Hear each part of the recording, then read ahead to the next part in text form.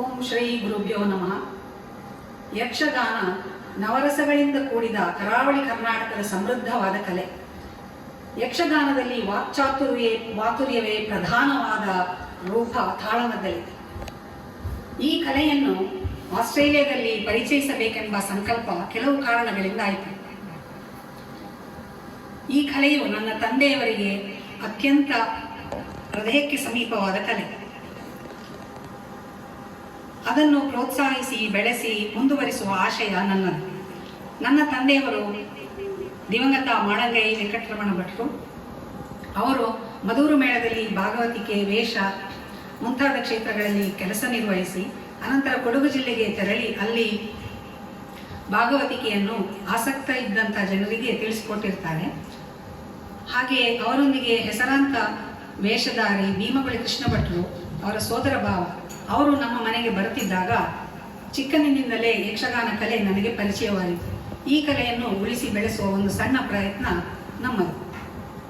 ಇದು ಪ್ರೇರಣೆ ಶ್ರೀ ದೇವಾನಂದ ಭಟ್ ಮತ್ತು ಡಾಕ್ಟರ್ ಶ್ರುತಕೀರ್ತಿರಾಜ ಇವರಿಗೆ ಪ್ರೀತಿಪೂರ್ವಕವಾಗಿ ವಂದಿಸುತ್ತಾ ವಿಜಯದಶಮಿಯ ಪರ್ವಕಾಲದಲ್ಲಿ ಕೆಲ ಸಮಯ ದೇವಿ ಮಹಾತ್ಮೆಯ ಮೇಧಿನಿ ನಿರ್ಮಾಣ ಎಂಬ ಪ್ರಸಂಗವನ್ನು ಪ್ರಸ್ತುತಪಡಿಸುತ್ತಿದ್ದೇವೆ.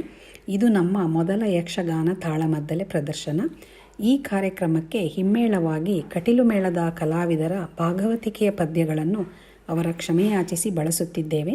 ವೀಕ್ಷಿಸಿ, ಆಲಿಸಿ, ನಮ್ಮ ಈ ಕಲಾದೇವಿಯ ಆರಾಧನೆಯಲ್ಲಿ ಭಾಗವಹಿಸಿ ಶ್ರೀ ದುರ್ಗಾ ಪರಮೇಶ್ವರಿಯ ಅನುಗ್ರಹಕ್ಕೆ ಪಾತ್ರರಾಗಬೇಕೆಂದು ನಮ್ಮ ಹಾರೈಕೆ. ಪಾತ್ರವರ್ಗದಲ್ಲಿ ಆದಿಮಾಯಿಯ ಪಾತ್ರದಲ್ಲಿ ಶ್ರೀಮತಿ ಪೂರ್ಣಿಮಾ ಕುಡ್ವ, ಬ್ರಹ್ಮನ ಪಾತ್ರದಲ್ಲಿ ಶ್ರೀಮತಿ ಮಂಜುಶ್ರೀ ಸುಬ್ರಹ್ಮಣ್ಯ, ಈಶ್ವರನ ಪಾತ್ರದಲ್ಲಿ ಶ್ರೀಮತಿ ಶೈಲಾ ಸತೀಶ್, ಮಧುವಿನ ಪಾತ್ರದಲ್ಲಿ ಶ್ರೀಮತಿ ರಜನಿ ನಾಯಕ್, ಕೈಠಬನ ಪಾತ್ರದಲ್ಲಿ ಡಾಕ್ಟರ್ ಶ್ರೀಮತಿ ಪದ್ಮಶ್ರೀರಾವ್ ಹಾಗೂ ಮಹಾವಿಷ್ಣುವಿನ ಪಾತ್ರದಲ್ಲಿ ನಾನು ಶ್ರೀಮತಿ ಅಮಿತಾ ಭಟ್.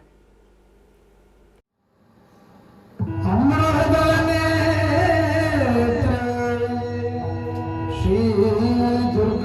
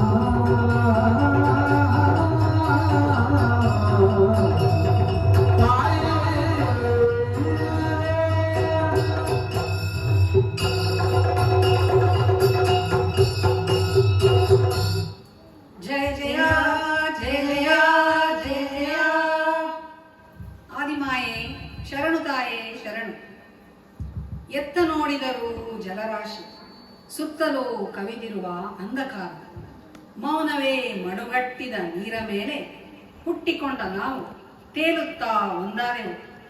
ನೋಡುವ, ಕೇಳುವ, ನುಡಿಯುವ ಚೇತನವಿದೆ. ಪರಸ್ಪರ ನಮ್ಮೊಳಗೆ ಪ್ರಶ್ನಿಸಿಕೊಂಡರೂ ಉತ್ತರ ದೊರೆಯದಾಯಿತು. ಆ ಕ್ಷಣದಲ್ಲಿ ನವದಿಂದ ಕೇಳಿಬಂದ ಧ್ವನಿ ಆ ಪ್ರಣವದ ನಾದ. ಆ ಪ್ರಣವದ ನಾದವನ್ನು ಅನುಸರಿಸಿ ನಿನ್ನನ್ನು ಸಂಸ್ತುತಿಸಿದಾಗ ಸಚ್ಚಿದಾನಂದ ರೂಪಿಣಿಯು ತೇಜೋಮಯಳು ಆದ ನೀನು ಇಷ್ಟರವರೆಗೆ ಅವ್ಯಕ್ತವಾಗಿದ್ದು ಈಗ ನಮ್ಮ ಮುಂದೆ ಅಭಿವ್ಯಕ್ತಳಾಗಿದ್ದೀಯ. ನಿನ್ನನ್ನು ಕಂಡ ಕೂಡಲೇ ನಮ್ಮಲ್ಲಿದ್ದ ಭಯ ನಿವಾರಣೆಯಾಯಿತು. ಆದ್ದರಿಂದ ನೀನು ಭಯ ನಿವಾರಣೆಯೇ ಸರಿ. ನಮಗಿಂತ ಆದಿಯಲ್ಲಿ ಇದ್ದವಳು ಆದ ಕಾರಣ ನೀನು ಮಾಯಾರೂಪೆ, ಆದಿಮಾಯೆ. ಅಮ್ಮ, ನಿನ್ನ ಆದಿ ಅಂತ್ಯವನ್ನು ನಾವು ತಿಳಿದಿಲ್ಲ. ನಿನ್ನ ಕರುಣೆಯೇ ನಮಗೆ ರಕ್ಷಾ ಕವಚ. ದಯಾಸಾಗರೆಯಾದ ನಿನ್ನ ಪಾದದ್ವಯವನ್ನು ಮರೆಗೊಂಡಿದ್ದೇವೆ. ಮೋದದಿಂದ ಪಾಲಿಸಮ್ಮ. ಅಮ್ಮ,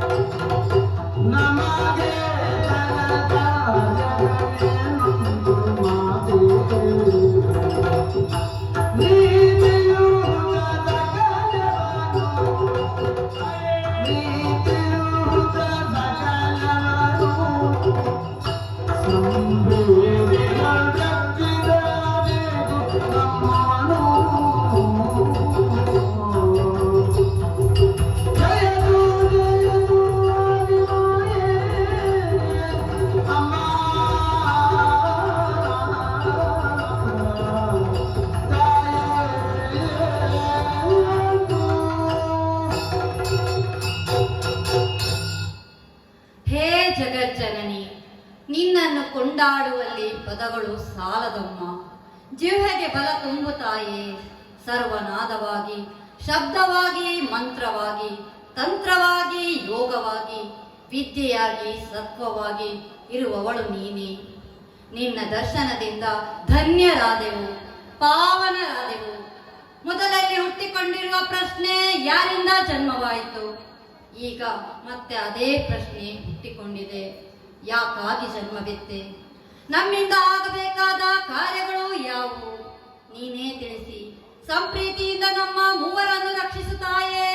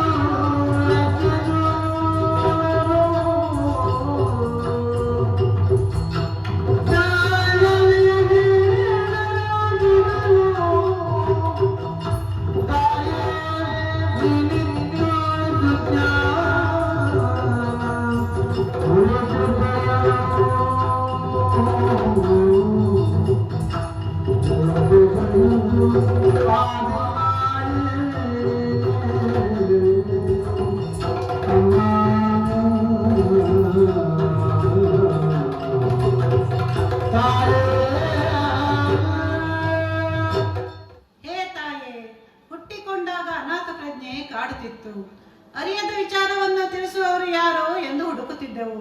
ಜ್ಞಾನಹೀನರಾಗಿದ್ದ ನಮಗೆ ಸುಜ್ಞಾನವಿನ್ನಿಟ್ಟು ಅನುರಾಗದಿಂದ ಪ್ರಚೋದಿಸಿದವಳು ನೀನೇ. ಈಗ ನಮ್ಮ ನಡೆಗೊಂದು ಗುರಿ ಬೇಕೆನಿಸಿದೆ. ಅದನ್ನು ಕೊಡಬೇಕಾದವಳು ನೀನಲ್ಲದೆ ಅನ್ಯರು ಯಾರಿದ್ದಾರೆ ತಾಯೇ? ಮುಂದೆ ಆಗಬೇಕಾದ ಕಾರ್ಯವನ್ನು ತಿಳಿಸಿ ಉದ್ಧರಿಸಮ್ಮ. ಜಯ ಜಯ ಜಯ ಜಯ ಜಯ ಜಯ.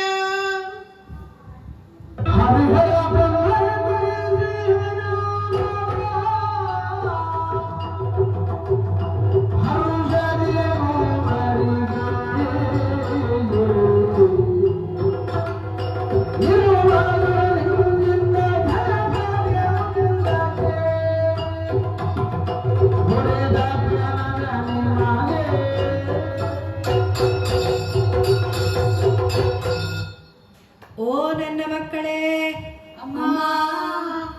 ಭಾವಗಮ್ಯವಾದ ನಿಮ್ಮ ಭಕ್ತಿಗನುಗುಣವಾಗಿ ಓಂಕಾರ ರೂಪಿಯಾದ ನಾನು ಸಾಕಾರಗೊಂಡಿದ್ದೇನೆ.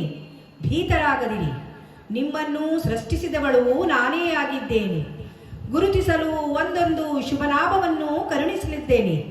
ಗೌರವರ್ಣದಿಂದ ಕೂಡಿದವನು ಬ್ರಹ್ಮ, ಹಾಗೆಯೇ ಆಗಲಿ ತಾಯೇ. ನೀಲವರ್ಣದಿಂದ ಕೂಡಿದವನೇ ವಿಷ್ಣು, ಸರಿ ಜನನಿ. ಶ್ವೇತವರ್ಣದಿಂದ ಕಂಗೊಳಿಸುತ್ತಿರುವವನು ಈಶ್ವರ, ಆಗಲಿ ಅಮ್ಮ. ಮುಂದೆ ನಿಮ್ಮಿಂದ ಘನಕಾರ್ಯ ಆಗಬೇಕಾಗಿದೆ. ಆಗಲಿ ತಾಯೇ, ಆಗಲಿ ತಾಯೇ.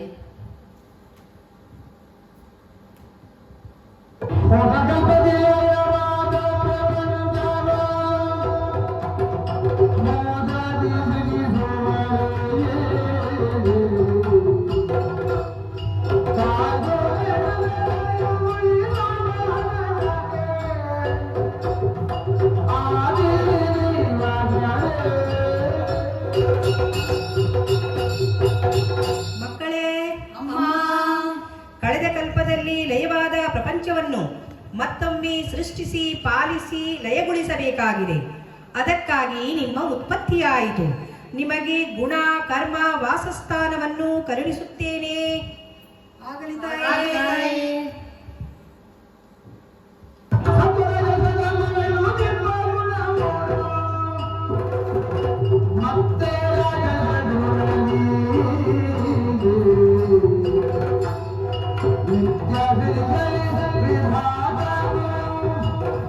Saat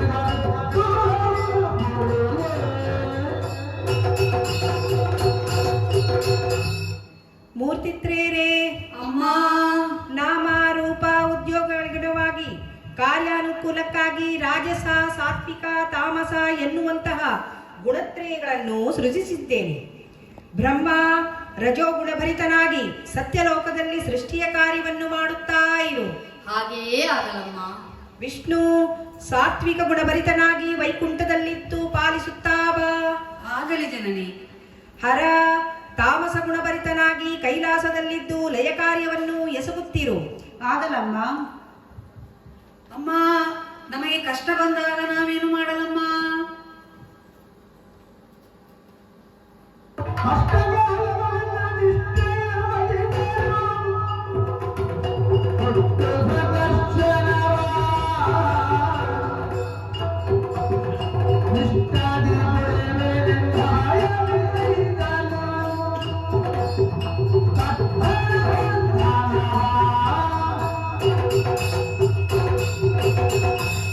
ಮಕ್ಕಳೇ, ನಿಮ್ಮ ಉದ್ಯೋಗದಲ್ಲಿ ನಿರತರಾಗಿರುವಾಗ ಕಷ್ಟ ಬಂದರೆ ನಿಷ್ಠೆಯಿಂದ ನನ್ನನ್ನು ಧ್ಯಾನಿಸಿ ಪ್ರತ್ಯಕ್ಷವಾಗಿಯೋ ಪರೋಕ್ಷವಾಗಿಯೋ ಬಂದು ಕಷ್ಟವನ್ನು ಪರಿಹರಿಸುತ್ತೇನೆ.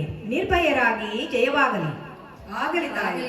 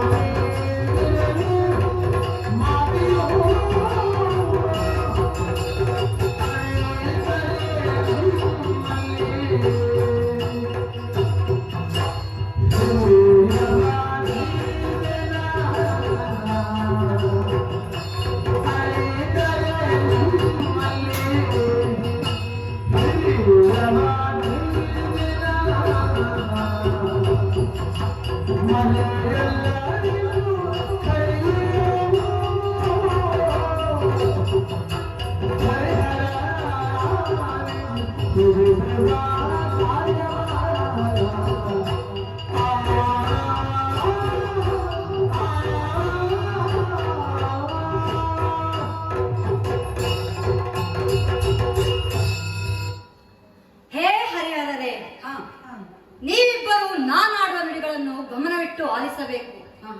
ಈಗ ನಮ್ಮ ವ್ಯಕ್ತಿತ್ವಕ್ಕೆ ಒಂದು ಸಾರ್ಥಕತೆ ಒದಗಿದೆ ಅಲ್ವಾ? ಎಲ್ಲಕ್ಕಿಂತ ಮೊದಲನೇ ಕ್ರಿಯೆ ಯಾವುದು? ಸೃಷ್ಟಿ. ಆ ಸೃಷ್ಟಿಸುವ ಅಧಿಕಾರ ಅಮ್ಮ ಯಾರಿಗೆ ಕೊಟ್ಟಿರೋದು? ನನಗೆ. ಈಗ ನೀವಿಬ್ಬರು ನನ್ನ ಆಜ್ಞೆಯಂತೆ ಮುಂದುವರಿಯಬೇಕಾಗಿದೆ. ಅರಿತು ನಡೆದುಕೊಳ್ಳಿ.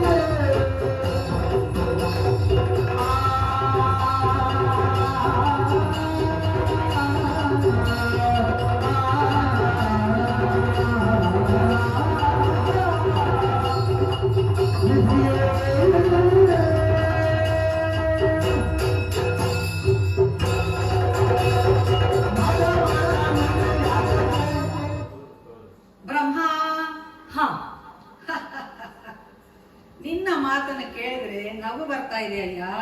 ಯಾಕಯ್ಯ? ಎಂತಹ ಸಂಕುಚಿತವಾದ ಮನೋಭಾವ ನಿನ್ನದು. ಅಹಂಕಾರದ ಉನ್ನತ ಶಿಖರವನ್ನೇರಿ ಮಾತನಾಡ್ತಾ ಇದ್ದಿ. ಈಗ ಎಲ್ಲವನ್ನೂ ಸಮಗ್ರವಾಗಿ ಅವಲೋಕಿಸುವ. ಆದಿಮಾಯೆಯು ನಮಗೆಲ್ಲರಿಗೂ ಸುಜ್ಞಾನವನ್ನಿತ್ತು. ಪ್ರತಿಯೊಬ್ಬರಿಗೂ ಬೇಕಾದ ನೆಲೆಯನ್ನು ಕರುಣಿಸಿ ಅವಶ್ಯಕತೆಗಳನ್ನು ತುಂಬಿಸಿ ಮೂವರಿಗೂ ಒಂದೊಂದು ಘನಕಾರ್ಯವನ್ನು ನೀಡಿದ್ದಾಳೆ. ಸಮಾನತೆಯ ಮಂತ್ರವನ್ನು ಇಲ್ಲೇ ಸಾರಿದ್ದಾಳೆ ಅಂತ ಆಯ್ತಲ್ವೋ?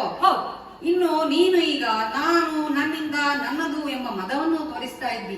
ನಾನೇ ಹಿರಿಯ, ನಾನೇ ನಾಯಕ ಅಂತ ಹೇಳ್ತಾ ಇದ್ದಿ.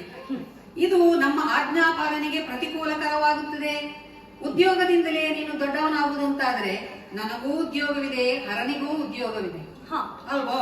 ಹಾಗಾಗಿ ಈ ಮದವನ್ನು ಬಿಡು, ನಾವೆಲ್ಲರೂ ಒಂದೇ ಎಂಬ ತತ್ವದಿಂದ ಒಮ್ಮತದಿಂದ ಸಾಗೋಣ. ವಿಷ್ಣು, ನೀನು ನನ್ನ ಮಾತನ್ನು ಅಂಗೀಕರಿಸುವುದಿಲ್ಲ. ನೋಡೋಣ ಹರ ಏನ್ ಹೇಳ್ತಾನೆ ಅಂತ.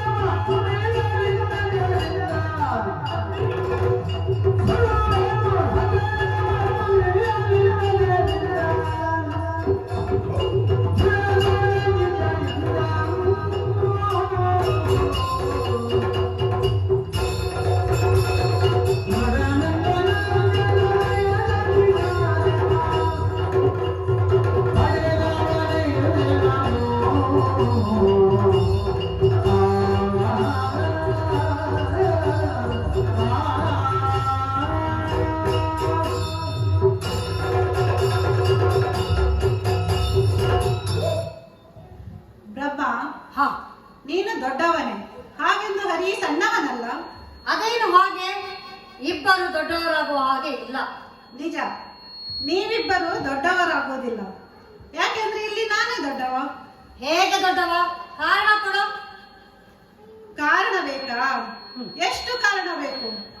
ಒಂದ, ಎರಡ, 3 ಕಾರಣ ಕೊಡುತ್ತೇನೆ ಕೇಳು.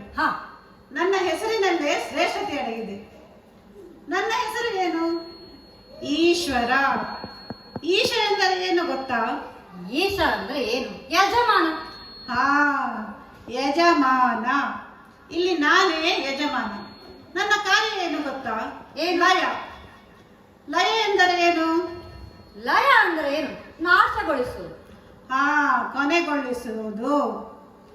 ಅಂದರೆ ಸಂಹಾರ ಮಾಡದೆ ಉತ್ಪತ್ತಿ ಆಗುವ ಹಾಗಿಲ್ಲ. ಷಷ್ಠಿಯ ಪುನರಾವರ್ತನೆ ನನ್ನ ಉದ್ಯೋಗವನ್ನು ಹೊಂದಿ ನಡೆಯುತ್ತದೆ. ಅಲ್ಲದೆ ಲಯ ಎನ್ನುವುದಕ್ಕೆ ಹಿಡಿತ ಅಂತಲೂ ಅರ್ಥ ಇದೆ. ನಿನ್ನ ಮೇಲಿನ ಹಿಡಿತವು ನನ್ನಲ್ಲಿರುವುದು. ಅದಲ್ಲದೆ ನಿಮಗಿಬ್ಬರಿಗೂ 2 ಕಣ್ಣುಗಳಿರುವುದು. ಆದರೆ ನನಗೆ ಹಣೆಯಲ್ಲಿ 1 ಕಣ್ಣಿದೆ. ಈಗ ಮುಚ್ಚಿದ್ದೇನೆ. ತೆರೆದರೆ ಎಲ್ಲವನ್ನು ಸುಡಬಲ್ಲ ಬೆಂಕಿ ಅದರಲ್ಲಿದೆ. ಅಂತಹ ಹೆಚ್ಚಿನ ಕಣ್ಣನ್ನು ಪಡೆದವನಾದ್ದರಿಂದ ಇಲ್ಲಿ ನಾನೇ ದೊಡ್ಡವನು. ನೆನಪಿರಲಿ. ಈಶ್ವರ, ನಿಮಗೆ ತುದಿಯಲ್ಲಿ ಮೊದಲೆಲ್ಲಿ ಎನ್ನುವುದೇ ಗೊತ್ತಿಲ್ಲ. ಏ ಹರಿ, ನೀನ್ ಎಂತ ಪಾಲನೆ ಮಾಡೋದು? ಇನ್ನು ಹರ, ನೀನು ಲಯಗೊಳಿಸೋದು. ಎಲ್ಲಕ್ಕಿಂತ ಮೊದಲಿನ ಕ್ರಿಯೆ ಯಾವುದಿಲ್ಲ? ಸೃಷ್ಟಿ. ಅದು ನನ್ನಿಂದ ತಾನೆ. ನೀವಿಬ್ಬರು ನನ್ನ ಆಜ್ಞೆಯನ್ನು ಪಾಲಿಸಬೇಕೀಗ. ಮೊದಲು ನಾ ಸೃಜಿಸಲು.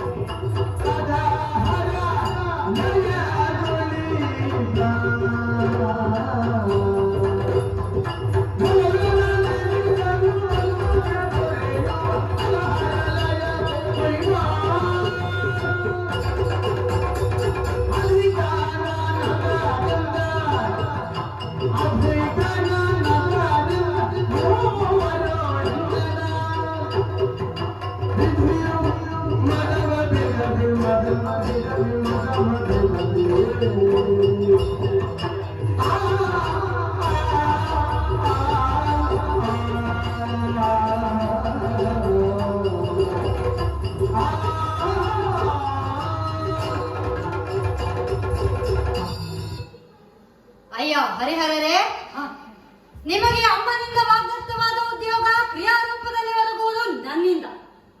ನೇರವಾಗಿ ಸ್ವತಂತ್ರವಾಗಿ ನೀವೇನೂ ಮಾಡಲಾಗುವುದಿಲ್ಲ. ನೀವೇ ಯೋಚಿಸಿ. ಕರ್ಮ, ಜನ್ಮ, ಸ್ಥಾನ, ನಾಮ ಮೊದಲು ಕೊಟ್ಟದ್ದು ನನಗೆ. ಆದುದರಿಂದ ಇಲ್ಲಿ ನಾನೇ ಮೊದಲಿಗನಿದು ಸಿದ್ಧವಾಗ್ತದೆ. ಅಲ್ಲದೆ ಎಲ್ಲಕ್ಕಿಂತಲೂ ಮೊದಲು ತೊಡಗುವವನು ನಾನು. ಕಳೆದ ಕಲ್ಪದಲ್ಲಿ ಲಯಗೊಂಡ ಜೀವಿಗಳ ಕರ್ಮಶೇಷ ಏನಿದೆಯೋ ಅದಕ್ಕೆ ಅನುಗುಣವಾಗಿ ಸೃಷ್ಟಿಸ್ತೇನೆ. ಅದರ ಜೊತೆಯಲ್ಲಿ ಸ್ಥಿತಿಗತಿಗಳನ್ನು ನಿರ್ಣಯಿಸುತ್ತೇನೆ. ಅದರಂತೆ ಈ ಜೀವಿಗಳ ಬದುಕು ಸಾಗುತ್ತದೆ. ಅದಕ್ಕೆ ವಿಧಿ ಬರಹ ಎಂದು ಹೆಸರು. ಬ್ರಹ್ಮ ಎಂದರೆ ದೊಡ್ಡದು, ದೊಡ್ಡವ ಎಂದೇ ಅರ್ಥವಿದೆ. ಸತ್ಯಲೋಕವು ವಾಸಸ್ಥಾನವಾಗಿ ಬ್ರಹ್ಮನನ್ನು ಕೇಂದ್ರೀಕರಿಸಿಕೊಂಡು ಮುಂದಿನ ಎಲ್ಲವೂ ಸಾಗುತ್ತದೆ. ಹಿಂದಿನ ಕಲ್ಪಕ್ಕೂ ಮುಂದಿನ ಕಲ್ಪಕ್ಕೂ ಸಂಬಂಧವುಳ್ಳವನು ನಾನು. ನನ್ನ ನಿರ್ಣಯವನ್ನು ನಡೆಸುವುದಷ್ಟೇ ನಿಮ್ಮಿಬ್ಬರ ಕೆಲಸ. ನಾನು ಇಲ್ಲಿ ಸೃಷ್ಟಿ ಮಾಡಿದುದನ್ನೇ ಪದುಮಾಕ್ಷನಾಗಿ ಹರಿಪಾಲಿಸುವುದು, ಕೊನೆಗೆ ಹರನು ಲಯಗೊಳಿಸುವುದು. ಸರಿಯಾಗಿ ತಿಳಿದು ನೋಡಿದಾಗ ಇಲ್ಲಿ ನಾನೇ ಅಧಿಕನಾಗುತ್ತೇನೆ. ನೋಡೋಣ.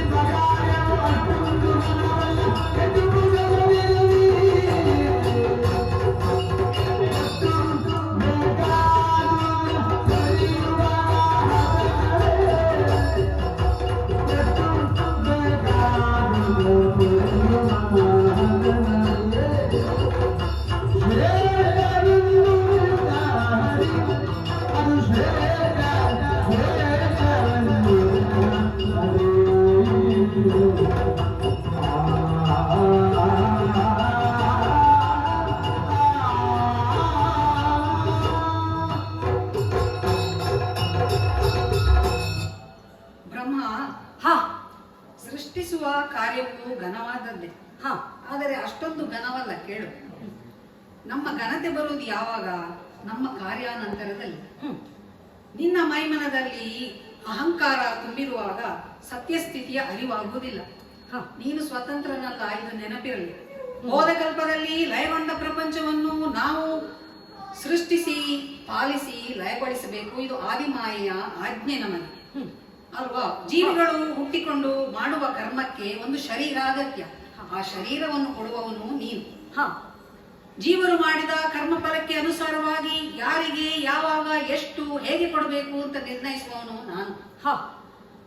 ಕರ್ಮಾನುಸಾರವಾಗಿ ಬೇಕಾದಂಥದ್ದನ್ನು ಕೊಟ್ಟು ಪ್ರಪಂಚದ ವ್ಯವಸ್ಥೆಗೆ ತೊಂದರೆಯಾಗದಂತೆ ಕಾಪಾಡಿಕೊಳ್ಳುವವನು ನಾನು. ಈಗ ಅಮ್ಮನ ಕೊಡುಗೆಯನ್ನು ಇನ್ನೊಂದು ಮುಖದಿಂದ ನೋಡೋಣ. ನಾಮ, ರೂಪ, ಗುಣ, ಸ್ಥಾನ ನಿರ್ಣಯ ಮಾಡಿ ಪ್ರತಿಯೊಬ್ಬರಿಗೂ ವ್ಯವಸ್ಥೆಗೊಳಿಸಿದ್ದಾಳೆ. ಪ್ರಪಂಚ ಹೀಗೆ ಇರಬೇಕು ಎಂದು ತಿಳಿಸಿದ್ದಾಳೆ. ಈಗ ಹೆಸರಿನಿಂದಲೇ ನೀನು ದೊಡ್ಡವ ಅಂತ ಆದರೆ ನನ್ನ ಹೆಸರಿಗೂ ಅರ್ಥವಿದೆ. ವಿಷ್ಣು ಎಂದರೆ ವ್ಯಾಪಕ ಎಂದರ್ಥ. ಎಲ್ಲದರ ಒಳಗೂ ಹೊರಗೂ ಇದ್ದು ಇರುವಿಕೆಗೆ ಕಾರಣನಾಗುವವನು ಎಂದರ್ಥ. ಸ್ಥಿತಿ ಎಂದರೆ ಇರುವಿಕೆ ಎಂದರ್ಥ. ಹಾಗಾಗಿ ನೀಲವರ್ಣನೂ ಆಗಿರೋ ಕಾರಣ ನಾನು ಅನಂತತೆಗೆ ಸಾಕ್ಷಿ. ಸೃಷ್ಟಿಯ ಹಿನ್ನೆಲೆಗೆ ಕೊರತೆಯಾಗದಂತೆ ಬದುಕಿನ ಲಯವನ್ನು ನಿರ್ಣಯಿಸಿ ನಾಶಕ್ಕೆ ಅನುಕೂಲ ಮಾಡಿ ಕೊಡುವುದೇ ಪಾಲನಾ ಕರ್ಮ. ಇಂತಹ ಕರ್ಮವು ಸಿದ್ಧವಾಗುವುದು ಯಾವಾಗ? ಈ ಕ್ಷೇತ್ರಕ್ಕೆ ಅಧಿಕಾರಿ ಯಾರು ಎಂಬುದನ್ನು ವಿವೇಚಿಸಿದಾಗ ಪಾಲನಾ ಅಧಿಕಾರವೇ ಶ್ರೇಷ್ಠವಾಗ್ತದೆ. ಆದ್ದರಿಂದ ನಾನು ನಿನ್ನ ಮಾತುಗಳನ್ನು ಸ್ವೀಕರಿಸುವುದಿಲ್ಲ.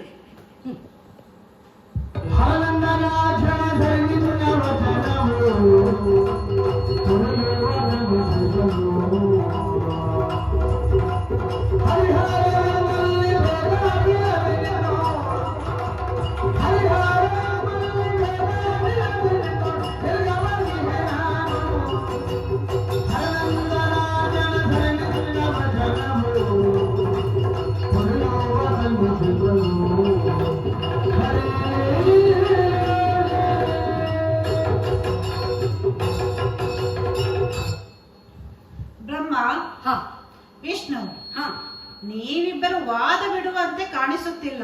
ಹ ಹ ನಿಮ್ಮ ಮಾತನ್ನು ಕೇಳಿ ವಿವೇಚಿಸಿ ನಾನೇ ಒಂದು ಅಭಿಪ್ರಾಯಕ್ಕೆ ಬಂದಿದ್ದೇನೆ. ಸರಿ ಸರಿ. ಹುಟ್ಟು ಹಾಗೂ ಅಳಿವು ವಿಶೇಷವಲ್ಲ, ಒಂದು ಆಕಸ್ಮಿಕ, ಹೌದು. ಇನ್ನೊಂದು ಅನಿವಾರ್ಯ. ಎರಡರ ಮಧ್ಯೆ ಇರುವ ಜೀವನವೇ ಶ್ರೇಷ್ಠ. ಎಲ್ಲ ಅಲ್ಲಿಯೇ ಸಿದ್ಧವಾಗುವುದು. ಇದರಿಂದ ಬದುಕನ್ನು ರೂಪಿಸುವ ಪಾಲನಾ ಕಾರ್ಯವೇ ಶ್ರೇಷ್ಠ. ಹ ಹರಿಯೇ ಶ್ರೇಷ್ಠನು. ಹರಿ, ನಿನ್ನ ಮಾತನ್ನು ಅಂಗೀಕರಿಸುತ್ತಿದ್ದೇನೆ. ಸರಿ. ನಮ್ಮೊಳಗೆ ಭೇದವಿಲ್ಲ. ಈ ಕ್ಷಣ ನಾನು ನಿನ್ನಲ್ಲಿ ಐಕ್ಯನಾಗುತ್ತೇನೆ. ತತ್ವದಿಂದ ಇಬ್ಬರು ಆದಿಯಲ್ಲೇ ಒಂದಾಗಿದ್ದರು ಎಂದು ತಿಳಿಯಲಿ. ಸರಿ, ಐಕ್ಯನಾಗಿ. ಹೇ ಹರೇ, ಹಾ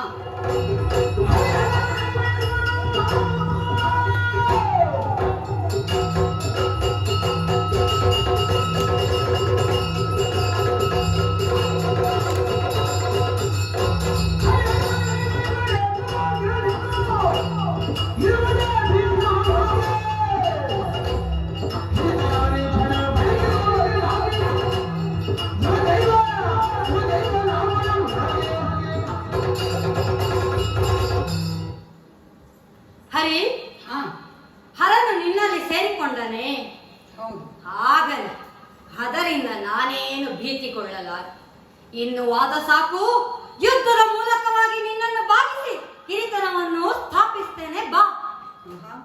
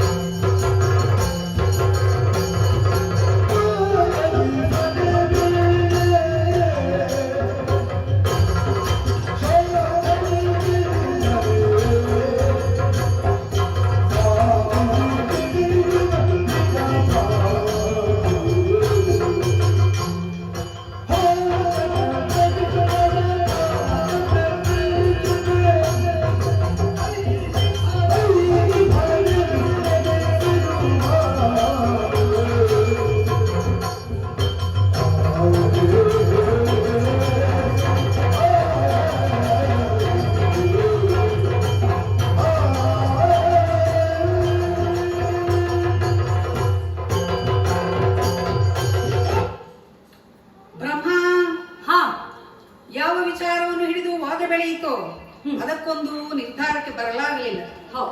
ವ್ಯಕ್ತಿನಿಷ್ಠವಾದ ಕಾರಣ ಹೀಗಾಯಿತು. ತತ್ವನಿಷ್ಠವಾಗಿ ಸಾಗಿದರೆ ಉತ್ತಮ.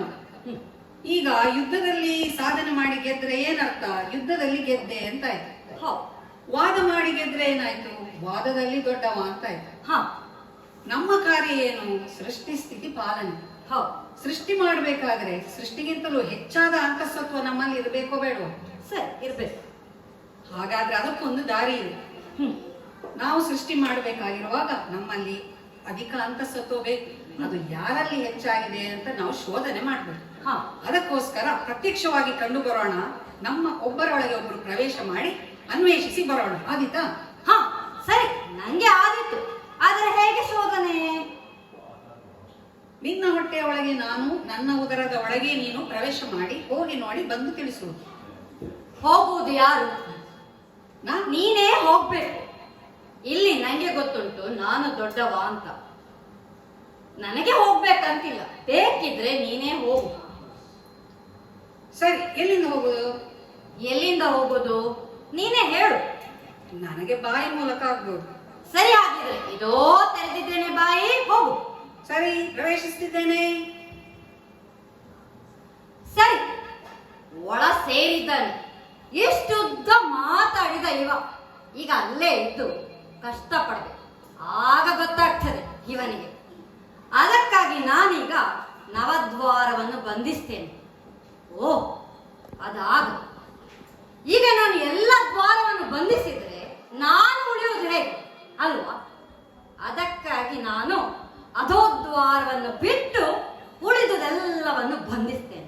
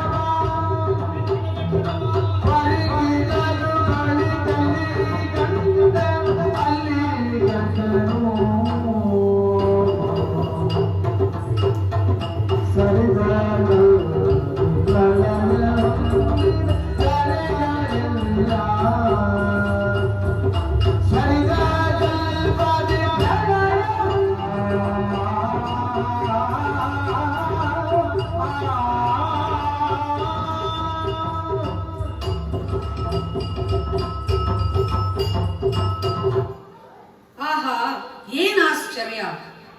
ವಿಧಿಯ ಜಠರವನ್ನು ನೋಡಿದೆ. ಸರಿದಗಲ್ಪದಲ್ಲಿ ಲಯಗೊಂಡ ಸರ್ವ ಮೇದಿನಿಗಳು ಇಲ್ಲಿ ಕಾಣ್ತಾ ಇದ್ದೇನೆ. ಮೇಲೇಳು ಲೋಕಗಳು, ಕೆಳಗೇಳು ಲೋಕಗಳು, ಅಲ್ಲಿರಬೇಕಾದ ಎಲ್ಲ ಜೀವರು ಇಲ್ಲಿದ್ದಾರೆ. ಆದರೆ ಯಾವುದೂ ಸಚೇತನವಾಗಿಲ್ಲ. ಓಹೋ, ಬ್ರಹ್ಮನಿದ್ದಾನೆ, ಹರನಿದ್ದಾನೆ, ನನ್ನಂತವ್ರು ಯಾರಿಲ್ಲ. ಅಲ್ಲದೆ ಮುಂದೆ ಸೃಷ್ಟಿಗೆ ಬೇಕಾದ ಸರ್ವವೂ ಇಲ್ಲಿ ಅಡಕವಾಗಿದೆ. ಅಡಕವಾಗಿದ್ದರೂ ಸ್ವರ್ಣಮಯವಾಗಿದೆ. ಸರಿ, ಈಗ ನಾನು ಕಂಡದ್ದನ್ನೆಲ್ಲ ಬ್ರಹ್ಮನಿಗೆ ತಿಳಿಸಬೇಕು. ಹೊರಸಾಗಬೇಕಲ್ಲ, ಸಾಗುತ್ತೇನೆ. ಓ, ಏನಾಶ್ಚರ್ಯ!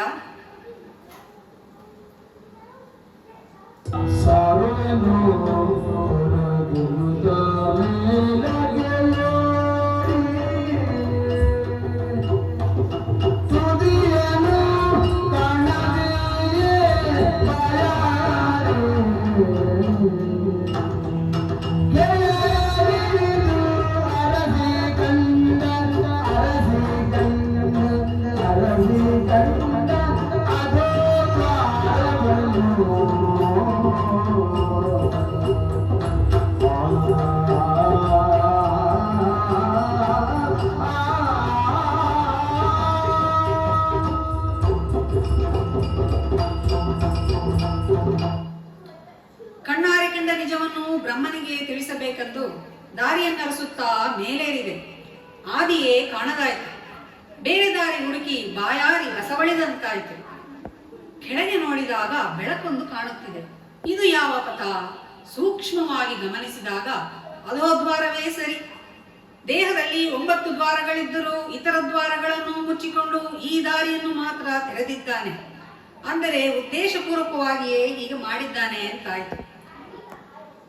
ಸರಿ, ಒಂದಂತೂ ನಿಜ, ನನ್ನ ಅಂತರಂಗದ ಶ್ರೇಷ್ಠತೆಯನ್ನು ಇವ ಒಪ್ಪಿಕೊಂಡಿದ್ದಾನೆ. ಏನು ಮಾಡೋಣ? ಮಗನಿಂದ ವಾದ ಮಾಡಿಯೂ ಆಯ್ತು. ಅದನ್ನೇ ಸ್ಥಾಪಿಸುವುದಕ್ಕಾಗಿ ಈ ಸಂಚನ್ನು ಓಡಿದ್ದಾನೆ. ಮುಂಬಾಗಿಲಲ್ಲಿ ಕರೆಸಿ ಹಿಂಬಾಗಿಲಲ್ಲಿ ಕಳಿಸ್ತಾ ಇದ್ದಾನೆ. ಸರಿ, ಅವನೇನಂತ ನಿರ್ಣಯವಾಯಿತು. ಮೇಲೆ ಕೆಳಗೆ ಎಲ್ಲವೂ ಒಂದೇ, ಯಾವುದೂ ಭೇದವಿಲ್ಲ, ಹೊರಸಾಗುತ್ತೇನೆ.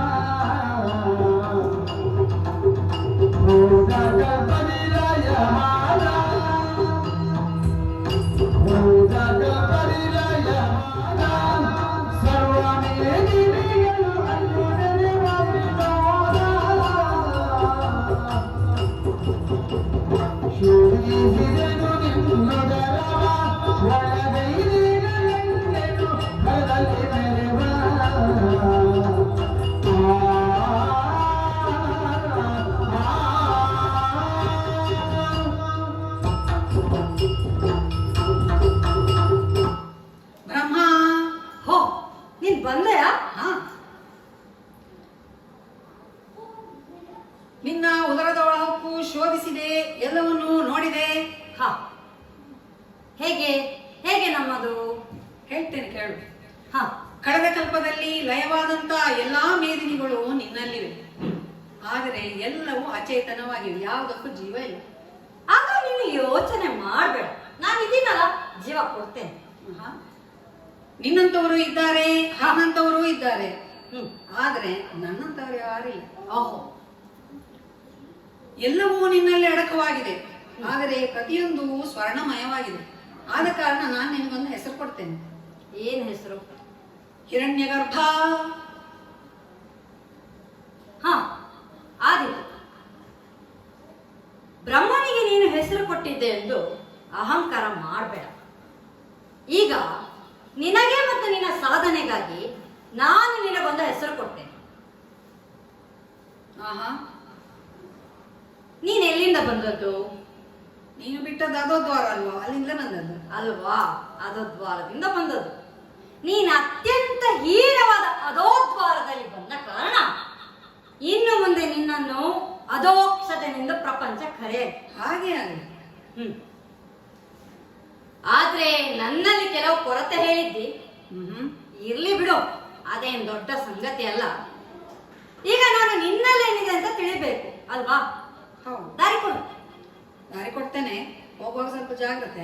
ಹ, ಇದೋ ಬಾಯಿ ತೆರೆದಿದ್ದೇನೆ. ಓಹೋ, ಒಳಗೆ ಹೋಗಿದ್ದಾನೆ. ಹೋದವನು ಬಾಗಿ ಬರುವಂತಾಗಬೇಕು. ಬಾಗಲಿ ಮಾಗಲಿ ಅನುಭವದಿಂದ ವೃದ್ಧಿಯನ್ನು ಹೊಂದಿ ಅಹಂಭಾವವನ್ನು ಮರೆತು ಶರಣಾಗಿ ಹೊರಬರಲಿ. ಅದಕ್ಕೋಸ್ಕರ ನವದ್ವಾರಗಳನ್ನು ಬಂಧಿಸಿದ್ದೇನೆ.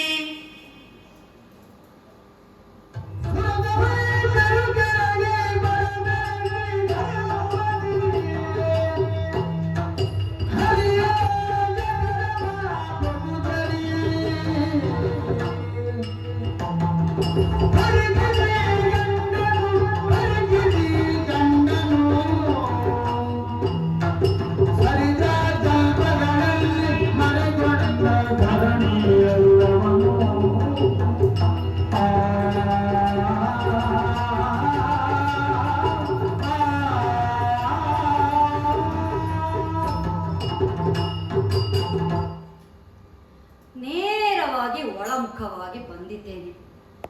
ಏನಿದ್ದಿತ್ತು ಇವನಲ್ಲಿ ಎಂಬ ಹಗುರವಾದ ಭಾವನೆ ಈಗ ಮಾಯವಾಯ್ತಲ್ಲ. ಸರಿದ ಕಲ್ಪದಲ್ಲಿ ಇದ್ದುದೆಲ್ಲವೂ ಇವನಲ್ಲಿದೆ.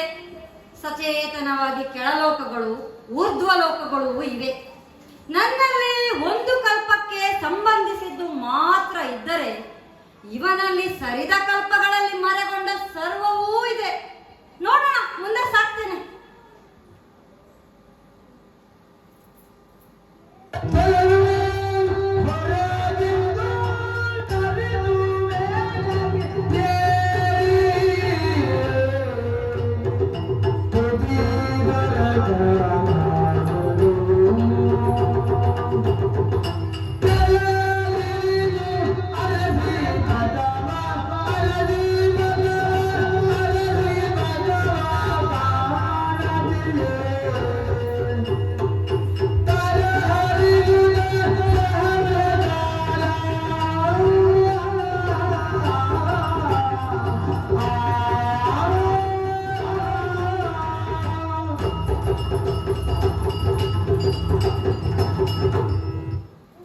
ಕಣ್ಣಾರೆ ಕಂಡ ಸತ್ಯವನ್ನು ಹೇಳುವ ಉತ್ಸಾಹದಿಂದ ಬಂದ ದಾರಿಯನ್ನ ಹುಡುಕಿ ನೋಡಿದ್ರೆ ಏನೂ ಕಾಣಿಸ್ತಿಲ್ಲ.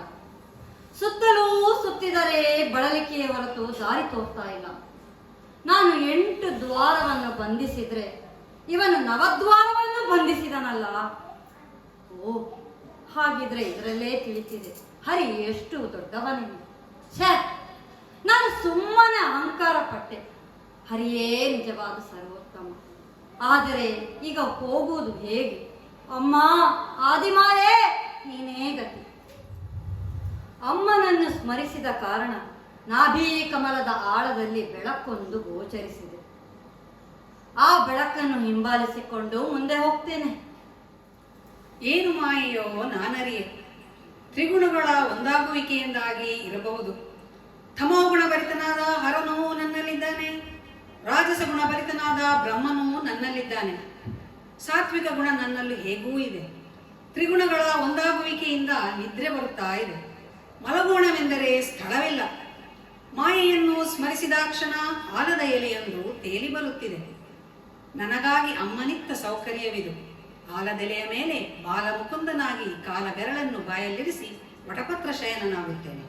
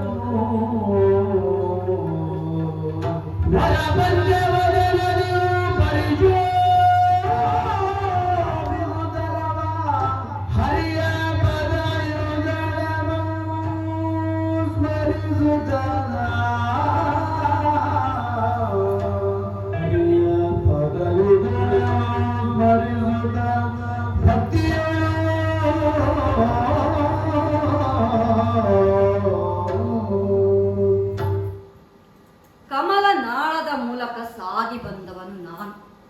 ನಾಭಿ ಪ್ರದೇಶದಲ್ಲಿ ಅರಳಿದ ಕಮಲದ ಮೇಲೆ ಭದ್ರವಾಗಿ ಕುಳಿತು 4 ದೆಸೆಯನ್ನು ನೋಡಬೇಕೆಂದಿರುವಾಗಲೇ ಎಲ್ಲವೂ ಕಾಣಿಸತೊಡಗಿದೆ.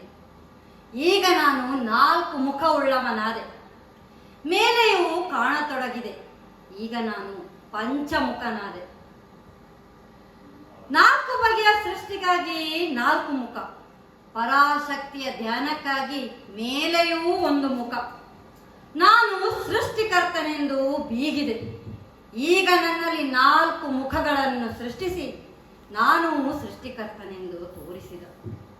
ಕಂಡದ್ದೆಲ್ಲವನ್ನು ಹೇಳೋಣವೆಂದು ನೋಡಿದರೆ ಕಾಲ ಬೆರಳನ್ನು ಬಾಯಲ್ಲಿರಿಸಿ ಗಾಢವಾಗಿ ನಿದ್ರಿಸಿದ್ದಾನೆ. ಆಹಾ, ಮಲಗಿದ ರೀತಿ ಅಂಡಾಕಾರವಾಗಿದೆ.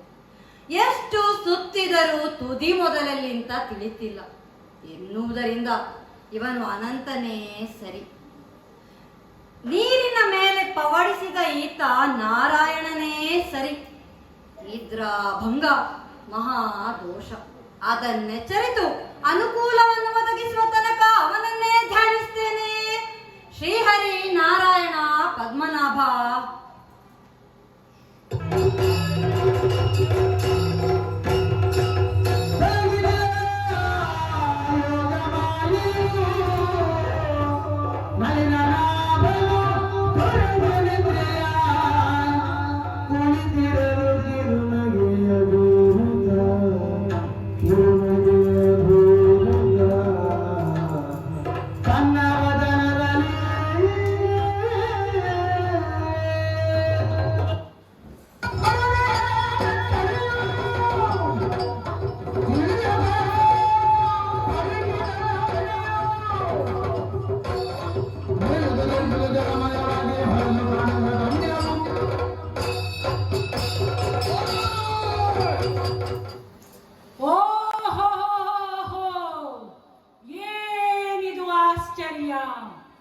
ಸುತ್ತ ನೋಡಿದರೆ ಯಾರು ಕಾಣಿಸುವುದಿಲ್ಲ. ಈ ಸಂದರ್ಭದಲ್ಲಿ ನನ್ನ ಜನನ. ಆದರೆ ನನ್ನ ಹುಟ್ಟಿಗೆ ಕಾರಣ ಯಾರು? ಯಾಕೆ ಇಲ್ಲಿಗೆ ಬಂದಿದ್ದೇನೆ? ಒಂದೂ ತಿಳಿಯದಾಗಿದೆ. ನನ್ನನ್ನು ಬಿಟ್ಟರೆ ಇಲ್ಲಿ ಬೇರೆ ಯಾರು ಕಾಣಿಸುವುದಿಲ್ಲ. ಯಾರಾದರೂ ಇದ್ದಾರಾ? ಸ್ವಲ್ಪ ಮುಂದೆ ಹೋಗಿ ನೋಡುತ್ತೇನೆ.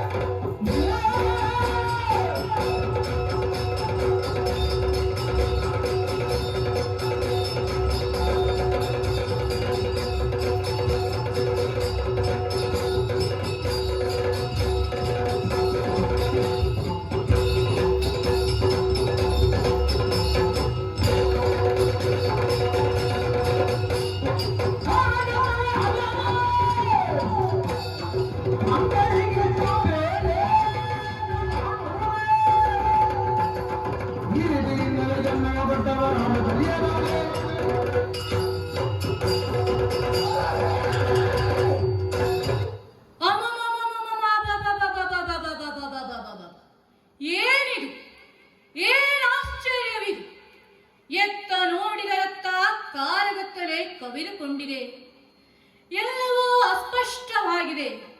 ಭಾರಿ ಗಾತ್ರದ ನಾನೊಬ್ಬ ಹುಟ್ಟಿಕೊಂಡಿದ್ದೇನೆ. ಅದೇನೇನೋ ಶಬ್ದ ಕಿವಿಗಳಿಗೆ ಕೇಳಿಸುತ್ತಿದೆ. ಹುಟ್ಟಿನ ಕುರಿತಾದ ಬೆಳಕನ್ನು ತೋರುವವರು ಯಾರು?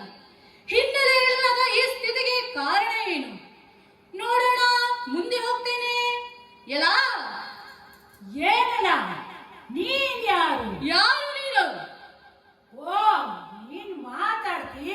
ಓಹೋ, ನಿನಗೆ ಕಿವಿ ಕೇಳಿಸ್ತದೆ.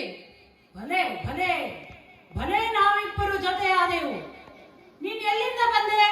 ತಿಳಿಯದು. ಅಪ್ಪ ಅಮ್ಮ ಯಾರು ಎಂದು ತಿಳಿಯದು. ನಾವೇ ಸಂಬಂಧ ಮಾಡಿಕೊಳ್ಳೋಣ. ಸರಿ. ನಿನ್ನನ್ನು ನೋಡಿದರೆ ಸ್ವಲ್ಪ ಗೌರವ ಬರ್ತದೆ ಮತ್ತು ನೀನು ಸ್ವಲ್ಪ ಎತ್ತರವೂ ಇದ್ದಿ ನನಗಿಂತ. ಆದ್ದರಿಂದ ನೀನು ನನಗೆ ಅಣ್ಣ ಅಣ್ಣ. ನಿನ್ನನ್ನು ನೋಡಿದರೆ ತುಂಬಾ ವಾತ್ಸಲ್ಯ ಮೂಡುತ್ತಿದೆ. ಆದ್ದರಿಂದ ನೀನು ನನ್ನ ತಮ್ಮ. ಅಣ್ಣ ಅಣ್ಣ ತಮ್ಮ ಹೇಳಿಕೊಂಡರೆ ಸಾಲದು, ನಮಗೆ ಒಂದು ಹೆಸರುಗಳು ಬೇಕಲ್ಲವೇ? ಹೌದು. ಅಯ್ಯ ತಮ್ಮ, ನಿನ್ನನ್ನೊಮ್ಮೆ ಮುಟ್ಟಿ ಬಲವಾಗಿ ನೋಡಿದರೆ ನೀನು ಕಠಿಣ ದೇಹ ಉಳ್ಳವನು. ಆದ್ದರಿಂದ ನಿನ್ನ ಹೆಸರು ಕೈಟಭ. ಓಹೋ, ನಾನು ಕೈಟಭ. ಹೌದು. ಬಹಳ ಚೆನ್ನಾಗಿದೆ. ಅಣ್ಣ, ನಿನ್ನನ್ನು ಎಲ್ಲ ಮುಟ್ಟಿದರೂ ಮೆತ್ತಗೆ ಮೃದು ಮೃದು. ಆದ್ದರಿಂದ ನೀನು ಮಧು. ಸರಿ ಸರಿ ತಮ್ಮ. ಹೆಸರು ಹೊಟ್ಟೆ ತುಂಬಿಸುತ್ತೇನೋ ಇಲ್ವಲ್ಲ? ಇಲ್ಲ. ಹಸಿವಿಗೆ ಏನು ಮಾಡೋಣ? ಏನು ಮಾಡುದು? ಹಸಿವು.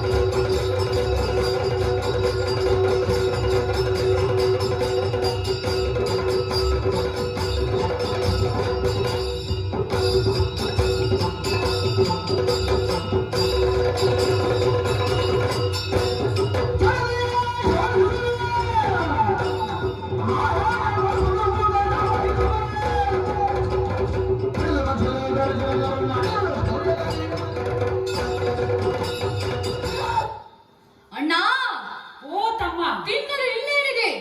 ಹಸಿವು ಆಗ್ತಿದೆ. ಹೌದು. ಎಲ್ಲ ಕಡೆ ನೀರು. ನೀರು ಕುಡಿದ್ರೆ ಹೊಟ್ಟೆ ಭಾರ. ಹೀಗೆ ಮಾಡೋಣ, ಜಲರಿಯನ್ನು ಬಲವಾಗಿ ಬಡಿದು ಎಬ್ಬಿಸೋಣ. ಸರಿ. ತಳದಲ್ಲಿದ್ದುದು ಮೇಲೆ ಬಂದಾಗ ಹಿಡಿದು ತಿನ್ನೋಣ. ನೀನು ಆ ಕಡೆಯಿಂದ, ನಾನು ಈ ಕಡೆಯಿಂದ. ಆರಂಭಿಸುವ. ಆರಂಭಿಸಿನ ಬಾ.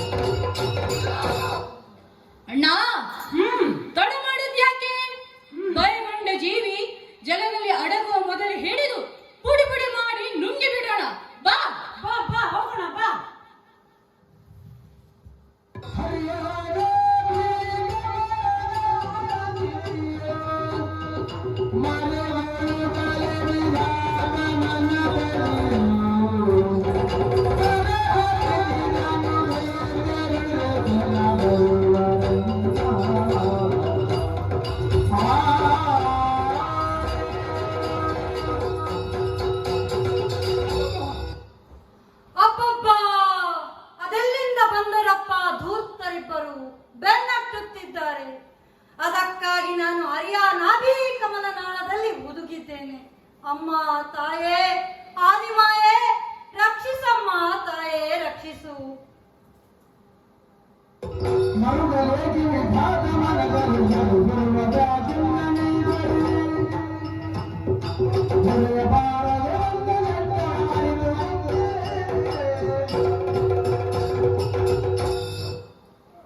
ಮಗನೇ, ಅಮ್ಮ, ಬ್ರಹ್ಮ, ಯಾಕೆ ಈ ಮರುಕ? ಏನು ಕಷ್ಟ ಬಂತು? ಯಾಕೆ ನನ್ನನ್ನು ಸ್ಮರಿಸಿದೆ ಹೇಳು.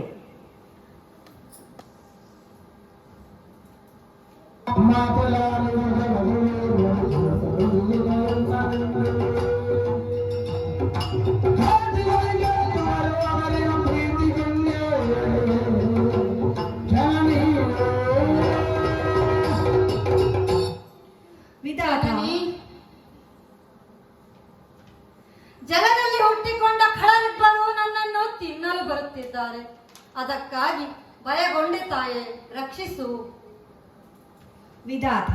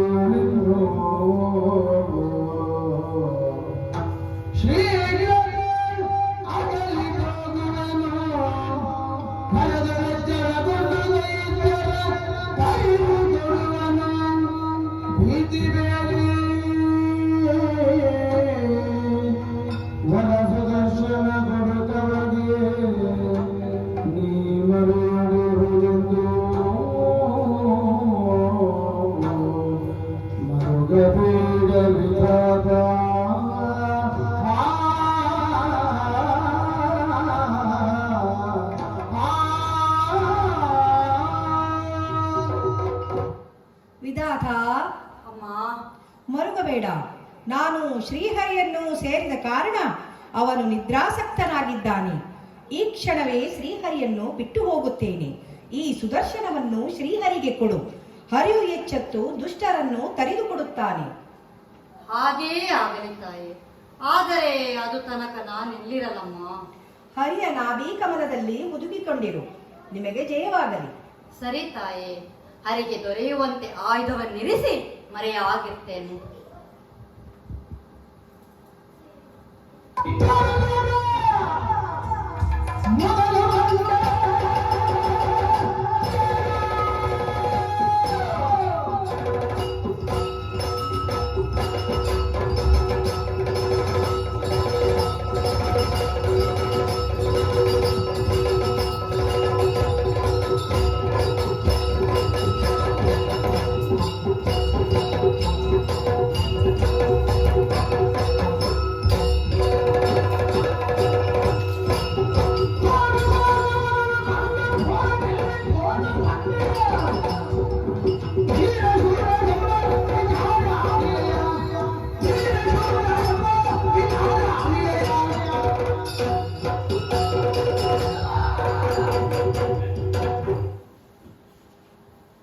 ಆಹಾ, ಏನಚ್ಚರಿ!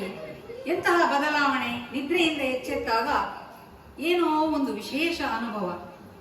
ಚಕ್ರಾಯುಧವೊಂದು ದೊರೆತಿದೆ, ಅಂತರಂಗದಲ್ಲಿ ಆನಂದವಿದೆ. ಯಾಕಿರಬಹುದು?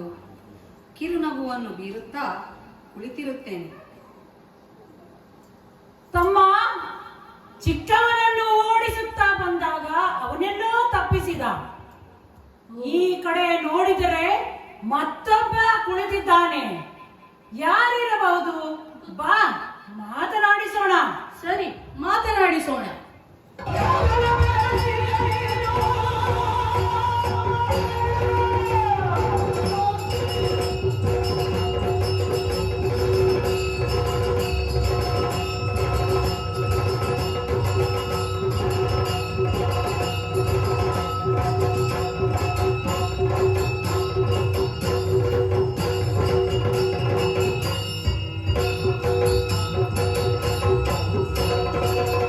ಯಾರೇ ನೀನು?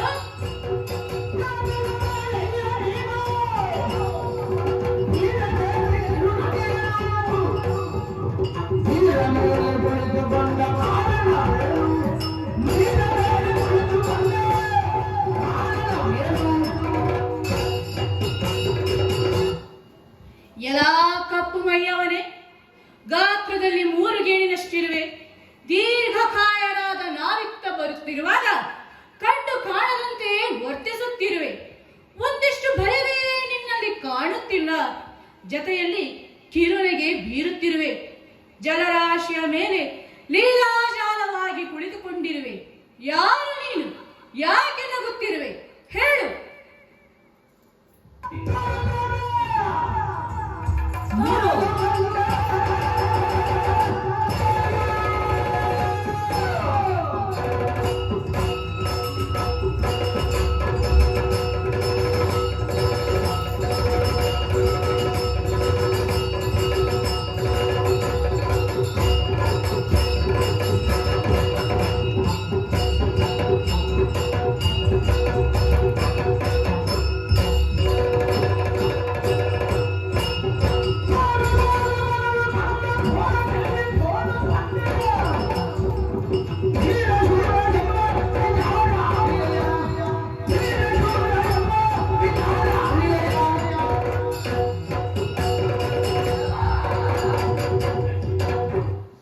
ಎಲ ತೋರ ತೋರ ಯಾರು? ನಾನು ತೋರವೇ?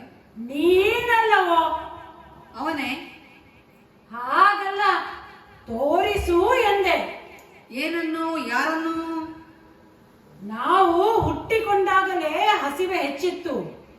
ಆಹಾರವನ್ನು ಹುಡುಕುತ್ತಾ ಜಲನಿಧಿಯನ್ನು ಬಡಿದು ಎಬ್ಬಿಸುತ್ತಾ ಬರುತ್ತಿದ್ದೆವು. ಅಷ್ಟರಲ್ಲಿ ದೂರದಲ್ಲಿ ಒಂದು ಕಮಲವೊಂದನ್ನು ಕಂಡೆವು. ಅದರ ಮೇಲೆ ಬೆಳ್ಳಗಿನವ ಕುಳಿತಿದ್ದ. ಅವನನ್ನು ತಿನ್ನಬೇಕು ಎಂದು ಹತ್ತಿರ ಹೋಗುವಷ್ಟರಲ್ಲೇ ಆ ಪೋರ ತಪ್ಪಿಸಿದ. ಹೆದರಿ ಗಡಗಡ ನಡುಗುತ್ತಿದ್ದ ಭಂಡ. ಅವನನ್ನು ಅಟ್ಟಿಕೊಂಡು ಇತ್ತ ಬಂದೆವು. ಈಗ ನೋಡಿದ್ರೆ ಅವನಿಲ್ಲ, ನೀನು ಕಾಣಿಸುತ್ತಾ ಇದ್ದೆ. ನಿನ್ನ ನಗು ನೋಡಿದ್ರೆ ನಿನಗವನ ಕುರಿತು ತಿಳಿದಿರಲೇಬೇಕು. ಎಲ್ಲಿದ್ದಾನೆ ಹೇಳು? ಅಯ್ಯ, ನೀವು ಯಾರು? ಧೀರರು, ಶೂರರು, ವೀರರು ಆದ ಮಧುಕೈಟಭರು.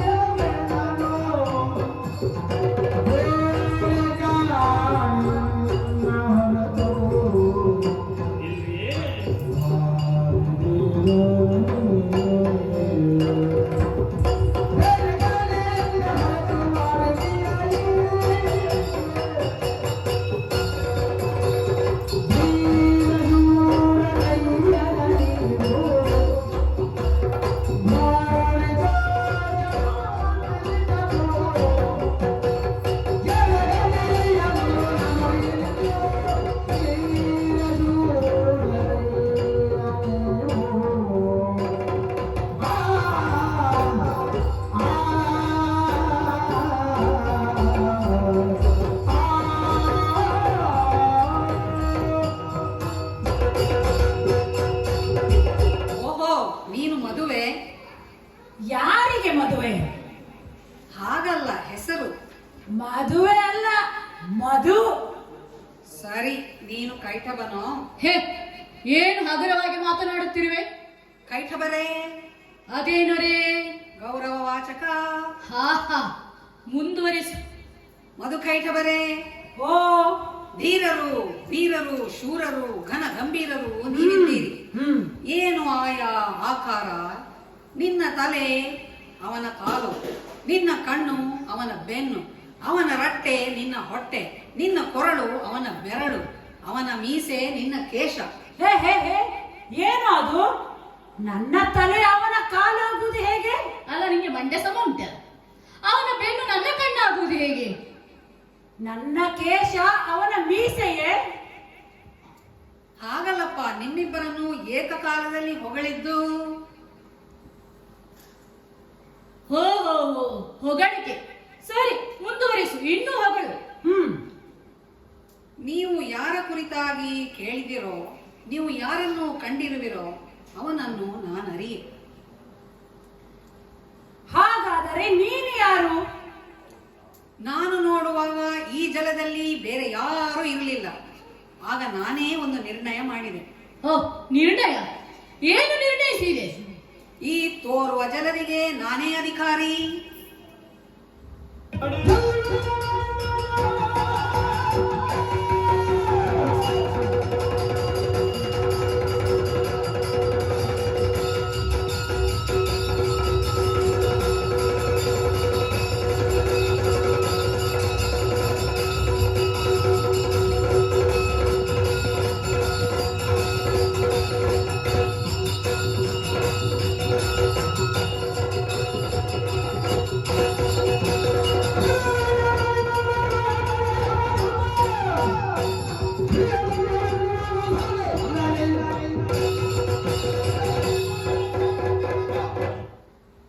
ಎಲ್ಲ ಮಸಿವರ್ಣನೆ, ಸಲುಗೆಯಿಂದ ಮಾತನಾಡಿಸಿದರೆ ನಾಲಿಗೆ ಉದ್ದ ಬೆಳೆಸುತ್ತಿರುವೆ.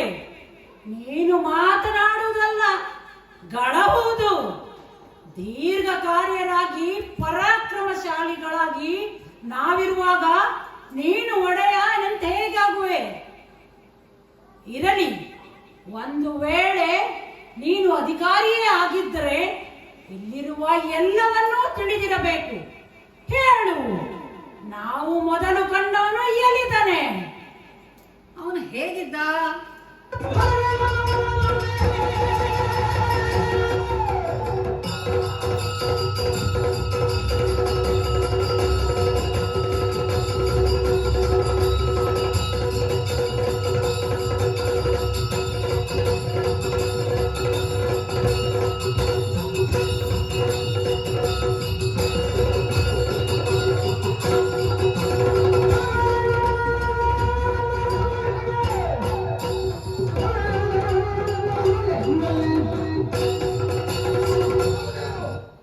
ಎಲ್ಲ, ನಾವು ಮೊದಲು ಕಂಡವನ ಪರಿಚಯ ಸರಿಯಾಗಿಯೇ ಇದೆ.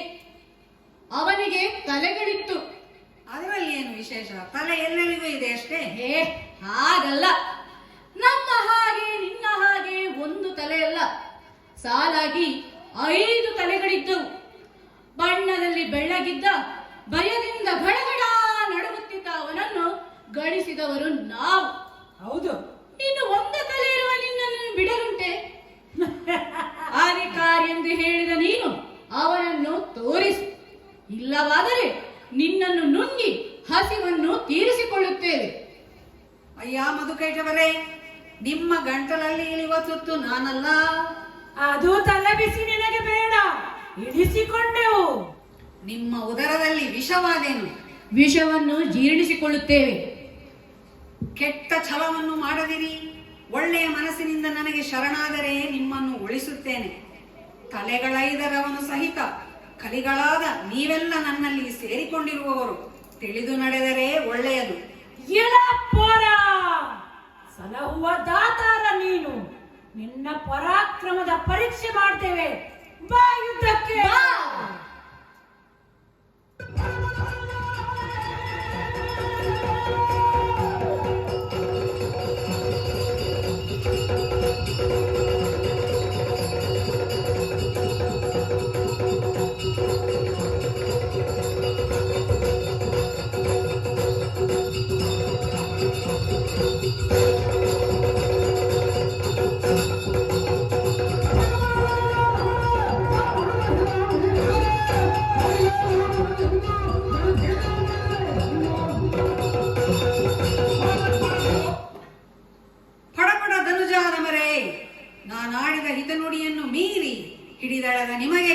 ಕಾಲ ಬಂತು, ಶಿಕ್ಷಿಸುತ್ತೇನೆ.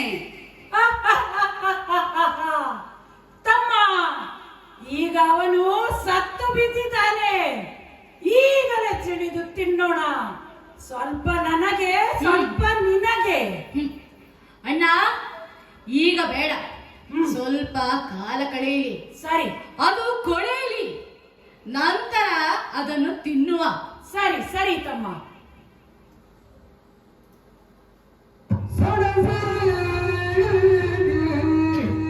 ಪಂಚಜಗತ್ರ ಕಾಲದೇ ಸೇನದೇ ಪಂಚಜಗತ್ರ ಕಾಲದೇ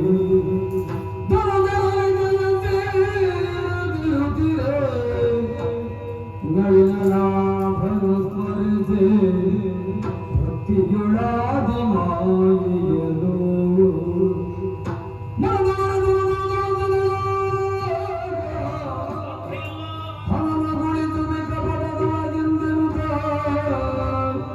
ವೀರ ವಿಕ್ರಮಿಗಳೇ ಪೊಗಡತಲಿಂದ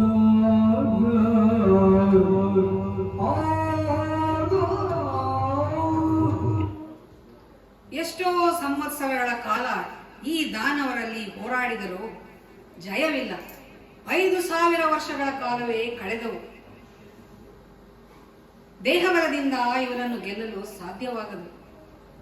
ಇಚ್ಛಾಶಕ್ತಿ, ಜ್ಞಾನಶಕ್ತಿ, ಕ್ರಿಯಾಶಕ್ತಿ ರೂಪಿಣಿಯಾದ ಆದಿಮಾಯೆಯನ್ನು ಸಂಸ್ತುತಿಸಿದಾಗ ನನ್ನ ಅಂತರಂಗದಲ್ಲಿ ಬಂದು ಪ್ರಚೋದಿಸುತ್ತಿದ್ದಾಳೆ. ಬುದ್ಧಿಯ ಬಲದಿಂದ ಈ ಕಳಲನ್ನು ಗೆಲು, ನಾಶ ಮಾಡು. ಅದೇ ಸರಿ.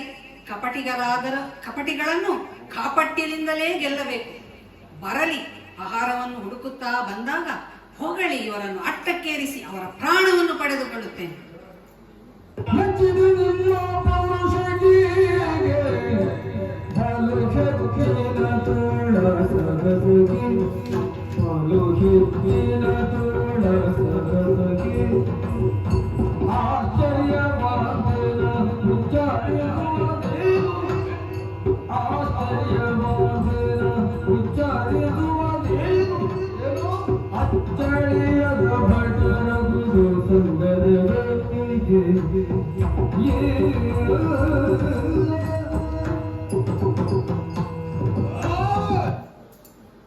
ಭೈರೇ, ಭಾಪುರೇ, ಧೀರುರೇ, ಮಜಬೂತರೇ.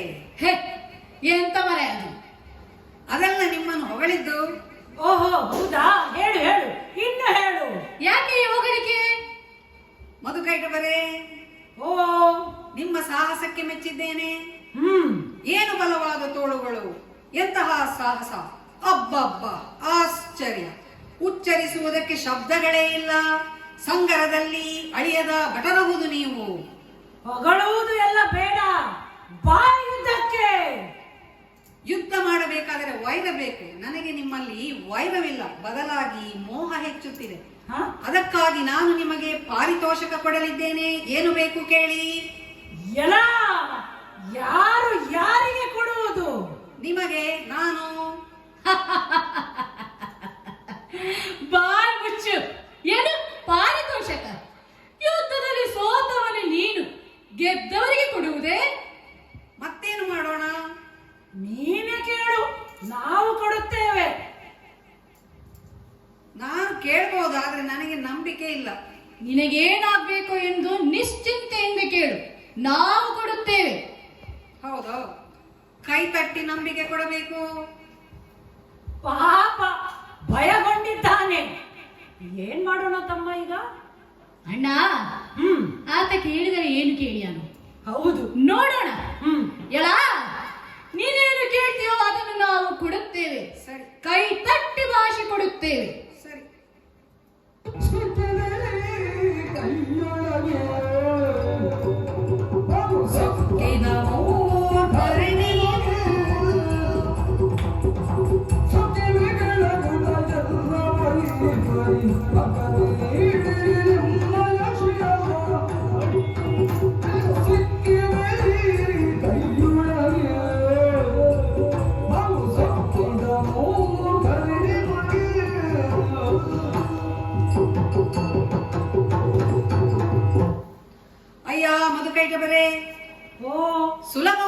ನನ್ನ ಕೈಗೆ ಸಿಕ್ಕಿದಿರಿ. ಸೊಕ್ಕಿದವರು ನೀವು, ಮೂರ್ಖರಾದಿರಿ. ದೇಹ ಬಲವನ್ನು ನೀವು ನಂಬಿದಿರಿ. ಯುದ್ಧದಲ್ಲಿ ಗೆಲ್ಲುವವರಿಲ್ಲ ಎಂಬ ಅಹಂಭಾವ ನಿಮಗೆ. ಉದ್ದಟ ಶೌರ್ಯವಿದೆ ಎಂಬ ಮದದಿಂದ ಹಾಗೂ ಉದ್ರೇಕದಿಂದ ಅಪ್ರಬುದ್ಧತೆಯನ್ನು ಕಾಣಿಸಿದರು. ನಿಮಗೆ ತಕ್ಕುದಾದ ಮದ್ದಿಕ್ಕಿದ್ದೇನೆ. ಭಾಷೆ ಕೊಟ್ಟು ಕೆಟ್ಟು ಹೋದಿರಿ. ನಿಮ್ಮ ವಿಕ್ರಮ ಇನ್ನು ಮುಂದೆ ಸಾಗದು. ಸುಮ್ಮನೆ ಮಾತನಾಡದಿರು, ಬೇಕಾದನ್ನು ಬೇಡಿಕೋ. ಓಹೋ, ಒಳ್ಳೆಯದು. ಕೊಡುವದಾತರು ನೀವು, ಪಡೆಯುವ ಭಾಗ್ಯವು ನನ್ನದು. ಈ 4 ಕಡೆ ತುಂಬಿರುವ ಜಲರಾಶಿಯಲ್ಲಿ ನಿಮ್ಮ ತಲೆಗಳನ್ನೇ ನನಗೆ ಕೊಡಿ. ಅಣ್ಣ,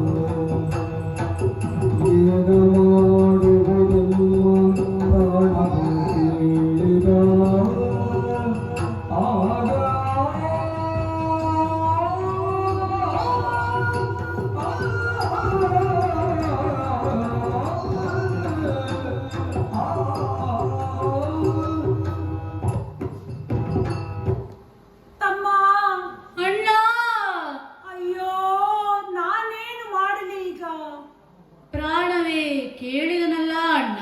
ಹೌದು, ಬುದ್ಧಿವಂತಿಕೆ ತೋರಿಸಿದ. ತಲೆಯನ್ನೇ ಕೇಳಿದನಲ್ಲ ಅಣ್ಣ.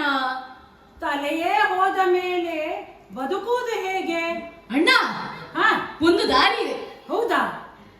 ನೀನು ಮೊದಲು ತಲೆ ಕೊಡು, ನಾನಾದ್ರೂ ಉಳಿಯುತ್ತೇನೆ. ಹಾ, ಏನು ಅದು? ತಮ್ಮ, ಒಂದು ಮಾತು, ಮರ್ಯಾದೆಯಾಗೆ ನೀನೇ ತಲೆ ಕೊಡು. ಅವನು ಏನು ಮಾಡ್ತಾನೆ ನಾನು ನೋಡ್ತೇನೆ. ಅದಾಗದು. ಇಬ್ರು ಮಾತು ಕೊಟ್ಟಾಗಿದೆ. ಅದು ಹೌದು, ಮಾತಿಗೆ ತಪ್ಪಬಾರದು. ಹೀಗೆ ಮಾಡೋಣ. ಅವನು ಎಲ್ಲಿ ಹೇಗೆ ಪ್ರಾಣ ಕೊಡಬೇಕು ಅಂತ ಹೇಳಲಿಲ್ಲ. ಎಲ್ಲಿ ನೋಡಿದರೆ ನೀರೇ ನೀರು ಇದೆ, ನೀರಿಲ್ಲದ ಜಾಗದಲ್ಲಿ ಪ್ರಾಣವನ್ನು ತೆಗೆದುಕೊಳ್ಳು ಅಂತ ಹೇಳೋಣ ತಮ್ಮ. ಸರಿ, ಹೇಳೋಣ. ಬಾ, ಹೋಗೋಣ. ಎಲ್ಲ ಏಕೋ ಬಂದಿದ್ದೇವೆ, ತಲೆಯನ್ನು ತೆಗೆದುಕೋ. ಆದ್ರೆ ಒಂದು ಬಿಂದು ನೀರು ನಮ್ಮ ದೇಹಕ್ಕೆ ಸೋಕದ ಸ್ಥಳದಲ್ಲಿ ನಮ್ಮ ತಲೆಗಳನ್ನು ಪಡೆದುಕೋ. ಆಗಲಿ.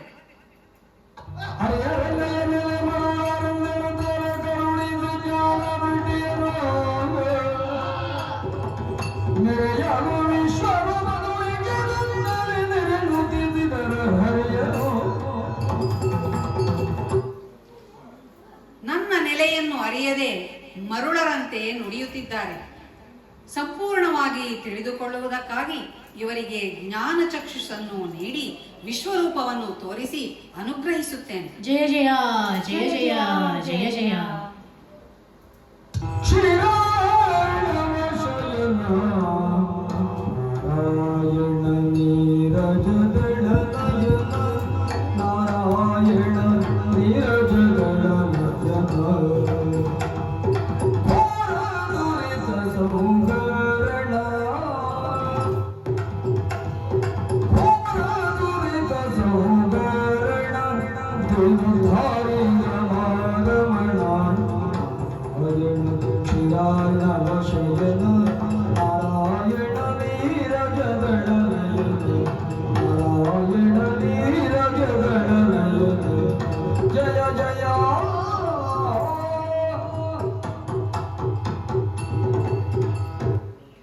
ಜಯ ಜಯ ಜಯ ಜಯ ಜಯ ಜಯ. ಹೇ ಪ್ರಭು, ಕ್ಷೀರ ಸಾಗರ ನೀನು. ನಿನ್ನನ್ನು ತಿಳಿದು ನಡೆದರೆ ಸದಾ ಬುದ್ಧಿ ಹೊಂದಬಹುದು. ಆದರೆ ತಿಳಿಯದಾದೆವು ನಾವು. ನೀರಿನ ಮೇಲೆ ಯಾವ ಆಧಾರವೂ ಇಲ್ಲದೆ ಕುಳಿತಿದ್ದವನು ನೀನು, ಹಾಗೆಯೇ ಮಲಗಿರುವವನೂ ನೀನು. ಆದ್ದರಿಂದಲೇ ನೀನು ನಾರಾಯಣ. ತಾವರೆ ಹೆಸರಿನಂತೆ ಕಣ್ಣುಗಳು ಇರುವುದು ನಿನ್ನದು.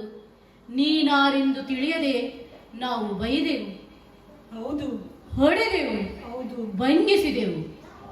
ನೀನಿತ್ತ ಸುಜ್ಞಾನದಿಂದ ನಿನ್ನ ಕರ್ಣ ಕಿಲ್ಬಿಷದಿಂದ ಹುಟ್ಟಿದವರು ನಾವು ಎಂದು ತಿಳಿಯಿತು. ನಿನ್ನ ಮಕ್ಕಳಿದ್ದೇವೆ, ಅಪರಾಧ ಮಾಡಿದೆವು. ಎಂತಹ ಘೋರ ದುರಿತವನ್ನಾದರೂ ದೂರ ಮಾಡಲು ಶಕ್ತನೂ ನೀನು. ನಿನಗೆ ಶರಣಾಗಿದ್ದೇವೆ. ದೀನೋದ್ಧಾರಿಯೇ, ರಮಾರಮಣನೆ, ಶರಣು ಶರಣು.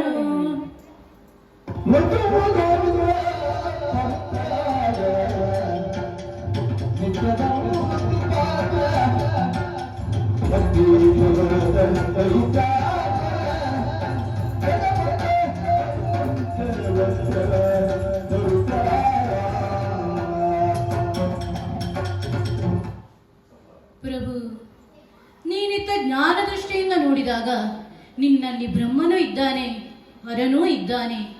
ನೀನು ಮೃತ್ಯುಂಜಯನಿಗೆ ಮಿತ್ರನಾಗಿದ್ದಿ, ಪರಮ ಪವಿತ್ರನಾಗಿದ್ದಿ, ನಿತ್ಯವೂ ಸನ್ನಿಧಿಸಲ್ಪಡುವವನು ನೀನು. ಅಂತಹ ನಿನ್ನನ್ನು ನಾವು ನಂದಿಸಿದೆವು. ಮತ್ತ ಗಜಕ್ಕೆ ಅಂಕುಶ ಪ್ರಾಯನೆ, ದೈತ್ಯಾನಯ ಎಂಬ ಗಜಮುತ್ತಕ್ಕೆ ಪಂಚವಕ್ರ ಸದೃಶನಾಗಿದ್ದಿ. ನಿನ್ನ ಮಕ್ಕಳು ನಾವು ಎಂದು ತಿಳಿದಾಗ ಬಹಳ ಸಂತೋಷವಾಯಿತು. ಆದರೆ ಅಪರಾಧ ಮಾಡಿದ ನೋವಿದೆ, ಮನಸ್ಸು ಮಾಗಿದೆ, ದೇಹ ಬಾಗಿದೆ. ಉದ್ಧರಿಸು ತಂದೆ, ಉದ್ಧರಿಸು. ಮಧುಕೈಟವರೇ, ಓ, ನಾನಿತ್ತ ಸುಜ್ಞಾನದ ಮೂಲಕ ನನ್ನ ಕರ್ಣಕಿಲ್ಬೇಷದಿಂದ ಜನಿಸಿದ ಮಕ್ಕಳು ನೀವು ಎಂಬುದನ್ನು ತಿಳಿದು ನನಗೆ ಶರಣಾಗಿದ್ದೀರಿ. ನಿಮ್ಮಿಬ್ಬರ ಭಕ್ತಿಭಾವಕ್ಕೆ ಮೆಚ್ಚಿದ್ದೇನೆ. ನಿಮ್ಮ ಮನದಿಚ್ಛೆ ಏನು ತಿಳಿಸಿರಿ, ಅನುಗ್ರಹಿಸುತ್ತೇನೆ. ಪಾಪನಾಶಕನೇ, ನಿನ್ನ ದಿವ್ಯ ರೂಪವನ್ನು ಮಾಂಸಾಕ್ಷಿಗಳಿಂದ ಕಂಡೆವು, ಚರಣವನ್ನು ವೀಕ್ಷಿಸಿದೆವು. ಇನ್ನು ಬದುಕಬೇಕೆಂಬ ಬಯಲಾಸೆ ನಮಗಿಲ್ಲ. ಅಸ್ಥಿರವಾದ ಬದುಕಿಗಿಂತ ಸುಸ್ಥಿರವಾದ ಕೀರ್ತಿಯೂ ಹೆಚ್ಚಿನದು. ಅದಕ್ಕಾಗಿ ಒಂದು ಪ್ರಾರ್ಥನೆ ತಂದೆ. ಸರಿ, ನಮ್ಮ ಹೆಸರನ್ನು ನಿನ್ನ ಹೆಸರಿನೊಂದಿಗೆ ಸೇರಿಸು. ಸದಾ ಸಕಲರು ಕೀರ್ತಿವಂತಿಸುವಂತಾಗಲಿ. ಮರೆಯಾಗದೆ ಮೆರೆಯುವಂತೆ ಮಾಡು ತಂದೆ, ಮೆರೆಯುವಂತೆ ಮಾಡು ತಂದೆ. ಹಾಗೇ ಆಗಲಿ.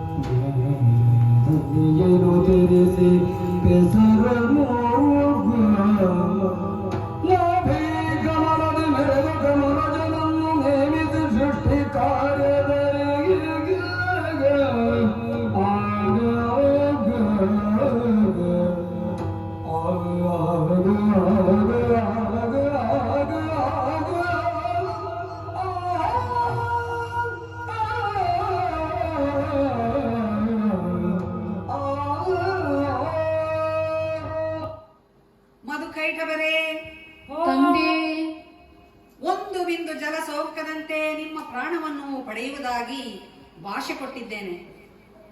ಅದಕ್ಕಾಗಿ ನನ್ನ ಜಂಗೆಯನ್ನು ವಿಸ್ತರಿಸಿ ಅಲ್ಲಿ ನಿಮ್ಮ ಶಿರಗಳನ್ನಿರಿಸಿ ಪ್ರಾಣವನ್ನು ಪಡೆದುಕೊಳ್ಳುತ್ತೇನೆ. ನಿಮ್ಮ ಮೇಧಸ್ಸನ್ನು ಬೇರ್ಪಡಿಸಿ ತೋರುವ ಜಲದಿಯಲ್ಲಿ ಸಮ್ಮಿಶ್ರಗೊಳಿಸಿ ಸೃಷ್ಟಿಗಾಗಿ ಕ್ಷೇತ್ರವನ್ನು ನಿರ್ಮಾಣ ಮಾಡುತ್ತೇನೆ. ಅದಕ್ಕೆ ಮೇಧಿನಿ ಎಂದೇ ಹೆಸರಾಗಲಿ. ಪಂಚಮುಖನಾದ ಬ್ರಹ್ಮನನ್ನು ಸೃಷ್ಟಿಗೆ ಪ್ರೇರೇಪಿಸುತ್ತೇನೆ.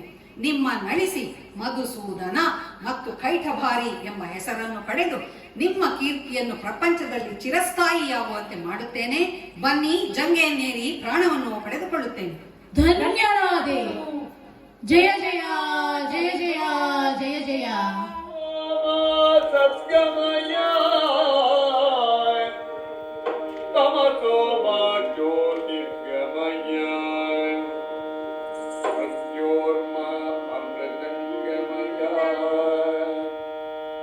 ಓಂ ಶಾಂತಿ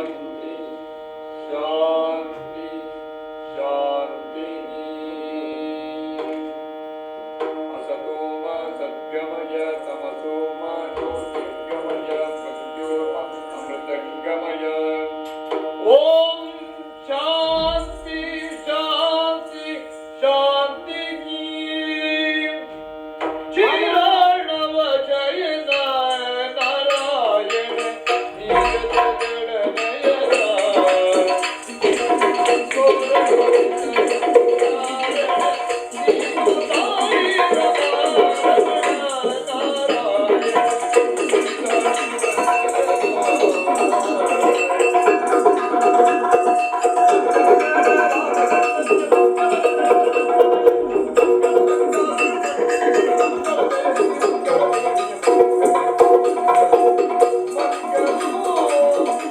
ಎಲ್ಲರಿಗೂ ನಮಸ್ಕಾರ. ನವರಾತ್ರಿ ಕಳೆದು ವಿಜಯದಶಮಿಯ ಪರ್ವದಿನದಂದು ದೇವಿ ಮಹಾತ್ಮೆಯ ಮೇದಿನಿ ನಿರ್ಮಾಣ ಎಂಬ ತಾಳಮದ್ದಲೆ ಪ್ರಸಂಗವನ್ನು ಸಿಡ್ನಿಯಿಂದ ಬ್ರಾಹ್ಮಣಿ ಮಹಿಳಾ ಯಕ್ಷಗಾನ ಮಂಡಳಿಯವರು ಪ್ರಸ್ತುತಪಡಿಸಿದ್ದೇವೆ. ಈ ತಾಳಮದ್ದಲೆಯನ್ನು ಪ್ರಸ್ತುತಪಡಿಸಲು ಸಹಕಾರವನ್ನು ನೀಡಿದ ಅನೇಕರನ್ನು ಇಲ್ಲಿ ನಾವು ಸ್ಮರಿಸಬೇಕಾಗುತ್ತದೆ. ಈ ಕಾರ್ಯಕ್ರಮಕ್ಕೆ ಪ್ರೇರಣೆ ಶ್ರೀ ದೇವಾನಂದ ಭಟ್ ಮತ್ತು ಅವರ ಮಿತ್ರರು. 2019ರಲ್ಲಿ ಆಗಮಿಸಿದ ಯಕ್ಷದೇವ ಮಿತ್ರ ಕಲಾಮಂಡಳಿ ಯಕ್ಷಗಾನವನ್ನು ಪರಿಚಯಿಸಿದಾಗ ಪ್ರೇರಣೆಗೊಂಡು ಆ ಕಲೆಯನ್ನು ನಾವು ಅಭಿನಯಿಸಬೇಕು ಎಂದು ಸಂಕಲ್ಪ ಮಾಡಿದೆವು.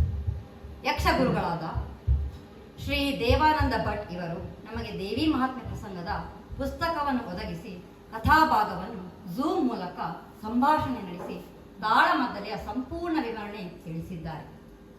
ಅವರಿಗೆ ನಮ್ಮೆಲ್ಲರ ಪರವಾಗಿ ಅನಂತ ಧನ್ಯವಾದಗಳು. ನಮ್ಮ ಅಭ್ಯಾಸಕ್ಕೆ ಡಾಕ್ಟರ್ ಶ್ರುತಕೀರ್ತಿ ರಾಜರು ಝೂಮ್ ಮೂಲಕ ಆಗಮಿಸಿ ನಮ್ಮನ್ನು ತಿದ್ದಿ ಸಲಹೆ ನೀಡಿ ಈ ಕಾರ್ಯಕ್ರಮವನ್ನು ನಡೆಸುವಲ್ಲಿ ಮುಖ್ಯ ರೂವಾರಿಯಾಗಿದ್ದಾರೆ. ಅವರೆಲ್ಲರಿಗೆ ನಮ್ಮೆಲ್ಲರ ಪರವಾಗಿ ಗೌರವಪೂರ್ವಕ ಕೃತಜ್ಞತೆಗಳು. ಇನ್ನು ಅಭ್ಯಾಸಕ್ಕೆ ಈ ದಿನದ ಕಾರ್ಯಕ್ರಮಕ್ಕೆ ಕಟೀಲು ಮೇಳದ ಹಿಮ್ಮೇಳ ಕಲಾವಿದರ ಧ್ವನಿ ಮುದ್ರಿತ ಭಾಗವತಿಕೆಯ ಪದ್ಯಗಳನ್ನು ಬಳಸಿಕೊಂಡಿದ್ದೇವೆ. ಅವರೆಲ್ಲರಿಗೂ ಹೃತ್ಪೂರ್ವಕ ನಮನಗಳು. ಇನ್ನು ಹೆಸರಾಂತ ಭಾಗವತ ಗಾನಸುರಭಿ ಶ್ರೀ ರವಿಚಂದ್ರ ಕನ್ನಡಿ ಕಟ್ಟೆ ಅವರ ಗಣೇಶ ಸ್ತುತಿ ಮತ್ತು ಮಂಗಳ ಪದ್ಯಗಳನ್ನು ಉಪಯೋಗಿಸಿದ್ದೇವೆ. ಇವರ ಪದ್ಯಗಳಿಗೆ ಹಿಮ್ಮೇಳದಲ್ಲಿ ಚಂಡೆಯಲ್ಲಿ ಶ್ರೀ ದೇವಾನಂದ ಭಟ್ ಮತ್ತು ತಾಳಮದ್ದಳೆಯಲ್ಲಿ ಶ್ರೀ ಚೈತನ್ಯ ಕೃಷ್ಣ ಪದ್ಯಾಣ ಸಹಕರಿಸಿದ್ದಾರೆ. ಇವರೆಲ್ಲರಿಗೂ ನಮ್ಮ ಅನಂತ ಧನ್ಯವಾದಗಳು. ಇನ್ನು ನಮ್ಮ ಈ ಕಾರ್ಯಕ್ರಮಕ್ಕೆ ಧ್ವನಿವರ್ಧಕ ಒದಗಿಸಿ ಸಂಯೋಜನೆ ನೀಡಿದ ಶ್ರೀ ರಾಮ ಕುಡುವ ಮತ್ತು ಪೂರ್ಣಿಮಾ ಕುಡುವ ಇವರಿಗೂ ನಮ್ಮ ಅನಂತ ಕೃತಜ್ಞತೆಗಳು. ಈ ದಿನದ ಕಾರ್ಯಕ್ರಮದ ವಿಡಿಯೋ ಚಿತ್ರೀಕರಣ ನಡೆಸಿ ಸಹಕರಿಸಿದ ಶ್ರೀ ವಾದಿರಾಜರಾವ್ ಇವರಿಗೂ ನಮ್ಮ ಬ್ರಾಹ್ಮಣಿ ಮಹಿಳಾ ಮಂಡಳಿಯ ಪರವಾಗಿ ಧನ್ಯವಾದಗಳು. ನಾವು ಅಭ್ಯಾಸ ಮಾಡುವಾಗ ನಮಗೆ ಸಲಹೆ ನೀಡಿದ ಶ್ರೀ ಸುಹಾಸ್ ಕಾರಂತರಿಗೂ ವಿಶೇಷ ಧನ್ಯವಾದಗಳು. ಇನ್ನು ತಮ್ಮ ಮನೆಯಲ್ಲಿ ಈ ಕಾರ್ಯಕ್ರಮವನ್ನು ನಡೆಸಲು ಸ್ಥಳಾವಕಾಶ ಒದಗಿಸಿದ ರಾಜೇಶ್ ಭಟ್ ಮತ್ತು ಅಮಿತಾ ದಂಪತಿಗಳಿಗೆ ನಮ್ಮ ಅನಂತ ನಮನಗಳು. ಕೊನೆಯದಾಗಿ ತಾಳಮದ್ದಲೆಯಲ್ಲಿ ಭಾಗವಹಿಸಿ ಅತ್ಯಂತ ಶ್ರದ್ಧೆಯಿಂದ ಭಾಗವಹಿಸಿ ಪಾತ್ರಗಳಿಗೆ ಜೀವ ತುಂಬಿ ಉತ್ತಮವಾಗಿ ನಿರ್ವಹಿಸಿದ ಎಲ್ಲಾ ಮಹಿಳೆಯರಿಗೂ ಅವರ ಕುಟುಂಬ ಸದಸ್ಯರಿಗೂ ಕುಟುಂಬಸ್ಥರಿಗೂ ಕೃತಜ್ಞತೆಗಳು. ಪ್ರತ್ಯಕ್ಷವಾಗಿ ಪರೋಕ್ಷವಾಗಿ ಸಹಕರಿಸಿದ ಎಲ್ಲಾ ಹಿತೈಷಿಗಳಿಗೆ, ಸ್ನೇಹಿತರಿಗೆ, ಬ್ರಾಹ್ಮಣಿ ಮಹಿಳಾ ಯಕ್ಷಗಾನ ಮಂಡಳಿಯ ಪರವಾಗಿ ಧನ್ಯವಾದಗಳು. ಕೊನೆಯದಾಗಿ ಈ ಕಾರ್ಯಕ್ರಮವನ್ನು ವೀಕ್ಷಿಸಿ ಆಲಿಸಿ ನಮ್ಮ ಕಲಾದೇವಿಯ ಸೇವೆಯಲ್ಲಿ ಪಾಲ್ಗೊಂಡ ತಮಗೆಲ್ಲರಿಗೂ ಹೃತ್ಪೂರ್ವಕ ವಂದನೆಗಳು. ನಮಸ್ಕಾರ. ನಮಸ್ಕಾರ. ಯಕ್ಷಗಾನ ವಿಶ್ವಗಾನ.